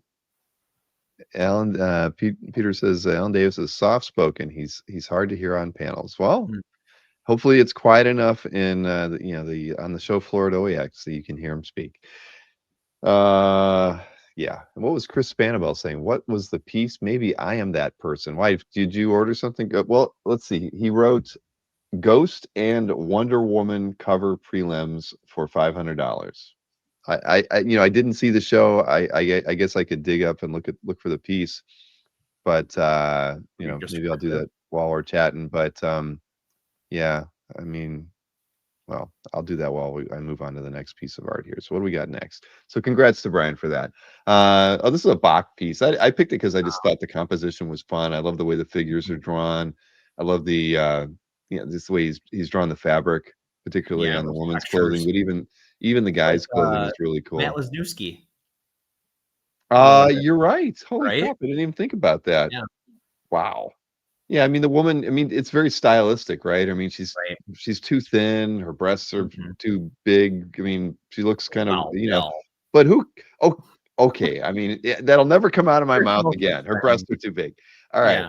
I just thought it was, and I really loved, these. I think Rick W might have said something in the comments. They're like, like the flames on the side of a car, right? I mean, or like tribal tattoo. Yeah. Right. And it really pulls the whole thing together. And then you see, and the figures kind of make an X shape. I mean, there's something really cool about this piece. And Great. And I can't, I'm sure it's all very, very deliberate, right? I mean, he knows what he's doing there. Mm-hmm. I'm breast shaming.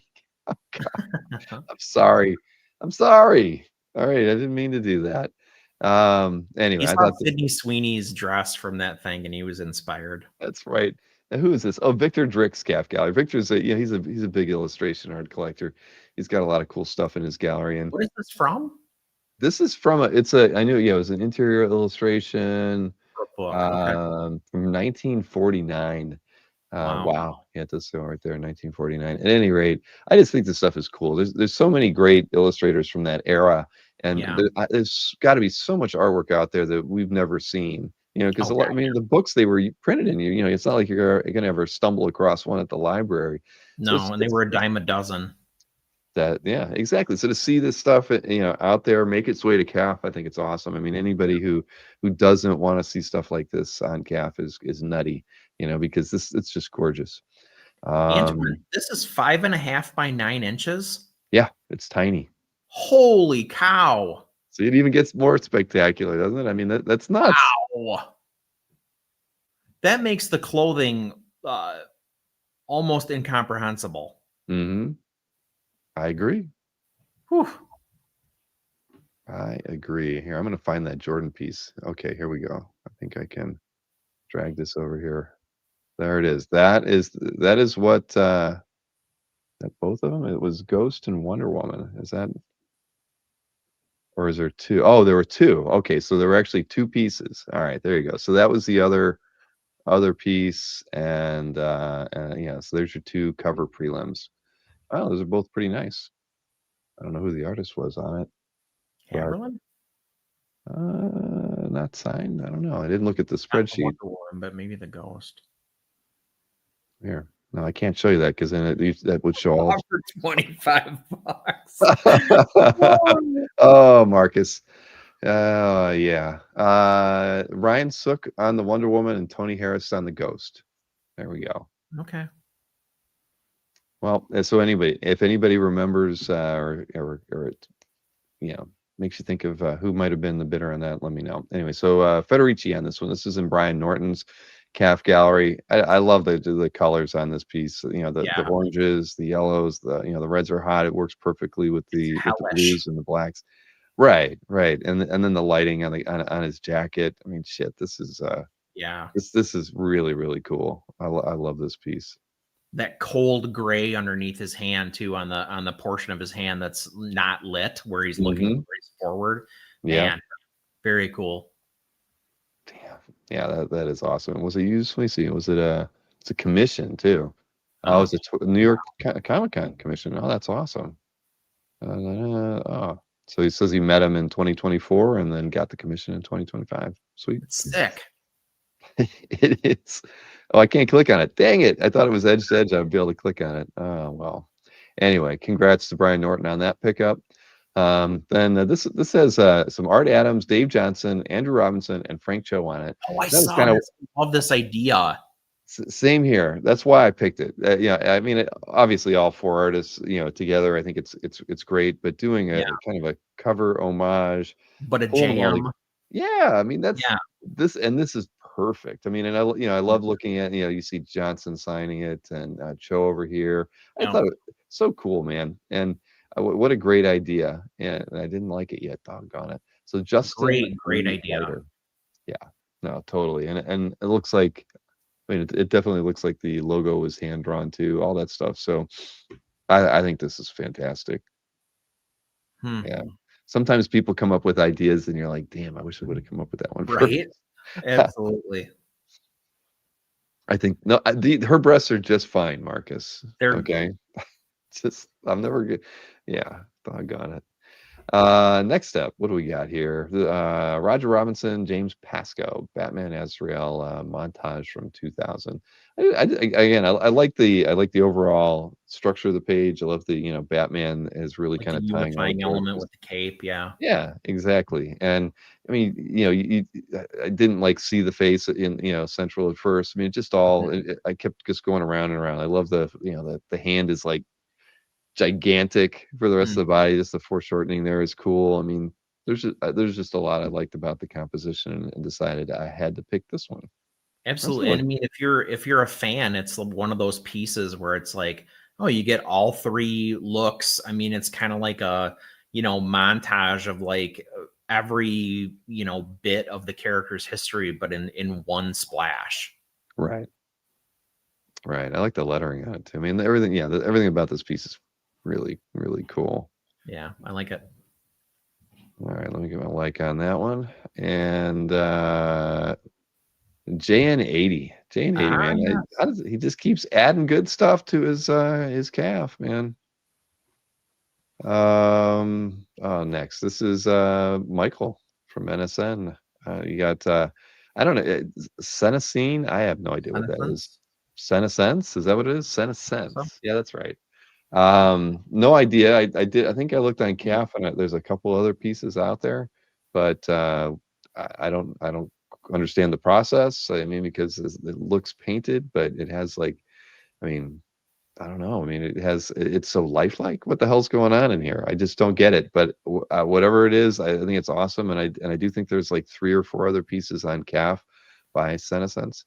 A piece from your calf. Yeah. I mean, I think we've picked a few pieces of yours in the past. We have. Yeah. But this is a good one. I mean, I it's just everything's red. I mean, I love that. The fact that it's just red and white and everything else is a shade. I mean, that by itself, that's a feat. Mm-hmm. He has the blacks aren't even black. No. I mean, everything's red. I mean, it's just, I love it. It's like God, it's I mean, it could be like a romance cover from the 70s or something, the way it's painted. But I Yeah. mean, it Yes. works. I mean, Mhm. yeah, it's amazing. And let's see, he says there's a follow-up piece. I guess. Well, look, can I go in either Oh, direction? I don't know. Let's see. What's next here? Oh, shoot. Look at wow. that. Nice. And a solid likeness too. Oh, yeah, definitely. Gosh, I mean, man, that's great. Shoot. All right, let me go back. This one. What's this other? Oh, shoot. Yeah, the Very, likeness is great. Oh, yeah. Wow. very Okay, cool. I don't know anything about this artist, but Find I out. love the art. Yeah. All right. Uh, thank you for Warner for this. Roth I know I picked this one rears just his for fun. head. I know. Look at this. I mean, come on. This person's not premium, and they had to leave it in the mat to scan it, and so Wow. so not this is as big as the art gets. But come on, it's Werner Roth. You got Psych in there. He's zapping. There's a thup. I Oh, mean, that's I a don't care that. German sound effect if I've ever seen one. Oh, I mean, but yeah, that last panel. I mean, because this was a recent Heritage Jay Gavin. auction piece, I think. But yeah, top 5 artists, of course, man. Come on, Southern Comic Geek. You know me, Obviously. Jason. Come on. I had to pick this one, but it is it's an awesome panel. I mean, look at honest to God. I mean, like the 4th panel, you get the full It's team coming at him. it's packed. You got, I mean, everything that anybody that's anybody in the X-Men's on this page. Right, and you get Magneto, and again, this is better than any Werner Roth page that I have, and I have 2, and I like them both. This is way better than both of mine. So, all right, so there you go. Congrats to who had this one? Oh, JCS, Oh, he's got a 19. secondary image. What's that? Oh, it might. There's- Oh, that's still kind of small, but it is better. Oh, no Matt. It's not bad. Yeah, I like it. All right, I'll have to be one of those people that says if you're ever in the market to sell this one, I'm your guy. We've all done it. Because this is a piece like this, I would sell the other 2 that I have to get this Hell one. yeah. That's what upgrading's all You start- about. Exactly. Then I picked, this is in Greg Goldstein's calf. I just love old EC artwork, and this is Jack Davis, Tales from the Crypt page. Again, I love seeing that this stuff still exists, but I just love all the characterizations here. I mean, Look at the this dude. blacks. Yeah, the blacks are great. I mean, this guy with the round. I mean, he looks evil, but I mean, everything about it. I just love anything EC. I see this and I'm like, man, I just want an example from this era. I don't have anything. They're really not that hard to get because there's plenty of it out there, and a lot of it isn't like ridiculously expensive. But Right. yeah, when you see a piece like this, and I'm like, I gotta have one example in my collection. I get it. I get it. Even Did we just get the letter. midnight? Oh, yeah, exactly. There you go. Happy Halloween. It is Halloween now. It is oh, this is Stefano, Mr. MJ. Okay, see, it's not. I know people based on their avatars now. Okay, Yeah. that's funny, man. I wish. Why the hell did YouTube have to screw all of our fun up? All right, this is a Milos K's calf gallery. Dan Brereton. I love Dan's stuff, and I Me think he can draw. And the women are properly proportioned here. He just draws, he just draws very attractive women. Frank Thorne had a way about drawing Red Sonja. Absolutely. Similar Definitely. proportions. Yeah, and I think Dan. I love the hair. Oh yeah, yeah. I mean, he has that. He brings that Nocturnals vibe to pretty much any character he works on, and I love it. I love Nocturnals, and I love seeing him. I love seeing Dan do his take on any Marvel or DC or character, just because it's going to look like his work, and it's going to be different than the way anyone else has ever drawn those characters. Fire background too. Yeah, there you go. The breastplate is too small. These are great. Oh my goodness. Hush up about these boobs. Yeah, I got one more piece here. This is I guess it's an OAX artist alert. Brian Haverland. So it's a Delirium piece. It's in who's calf gallery in? Oh, Ben H. So I really do like Brian's stuff. If you haven't seen it, you're going to get to see a lot of his work in person at OAX, and his work is amazing in person. He's such a great painter. And yeah, I mean, I just see this, and he's amazing. I love it. Her facial expression is really something else. Yeah. Yeah. And remember, he is still open for commissions. And I didn't do this for sales purposes, but he did change. I think I mentioned it once. He added 9x12s after he only had the 11x17. So he has some lower Wow. priced options out there now. So if anybody wants to commission him in advance, I think, yeah, because the other two guys from Three Wishes are sold out, Anacleto and Segovia. Segovia. Yeah. So, okay. Well, that was my last piece. What You went artist out is on this? top. It's That's a nice one. Brian Haberlin is the artist name. Because you guys can click over to it and then click on Brian's name in the art description. You can see more of his work on CAF. It's great stuff. And if you're going to OAX, think about commissioning him. Very nice guy. He just had a really looked like a really great art show. Very successful in New York. I know, like by day 2, like half of the stuff at the gallery had sold out. Wow. So yeah, no, he's amazing. And and he got started out in comics. I guess he did coloring for like. Co-creator of Witchblade, is that right? I think so. I know he did some work with Palmiotti on some stuff too. Because we ran into Jimmy talking with him at San Diego, and they were like, "Oh yeah, we used to work together." Blah blah blah. He can say that about damn near anybody, though. He can. He definitely can. Oh man. Anyway, here, let me go ahead and hide this. So as always, Chris, thank you. Lots of fun. But yeah, hang out for just a couple minutes. I just No wanted. problem. I got a question for you, but pay a dealer to what? Marcus, did Brian do work for Valiant? I vaguely recall that name. I don't know if he did work for Valiant. It's a good question. But if you go to comics.org, you can probably search his name and find everything that he's worked on there. So, all right, everybody. Well, we as always enjoy getting to hang out. It was a lot of fun going through, getting to see Alan Davis's options. That was cool. And then we get to talk with Adam and Allison for a little bit. They were awesome together. We need to have them on the channel a little bit. Hey, once every 4 months, we get our a dose of Adam and Allison is good for the soul. It is like a sitcom. I have to, I mean, it felt like Archie Bunker or something. There was a little bit of back and forth there that was good. You could tell they were having fun with it. Yeah. All right. Well, everybody, thanks for doing this. And hanging out with us as always. We'll be back at it next week. Don't forget, we got those 2 special shows, one on Tuesday at 8:00 with the IC3 live show, and then on Wednesday at 3:00 with the Card Art Explained show.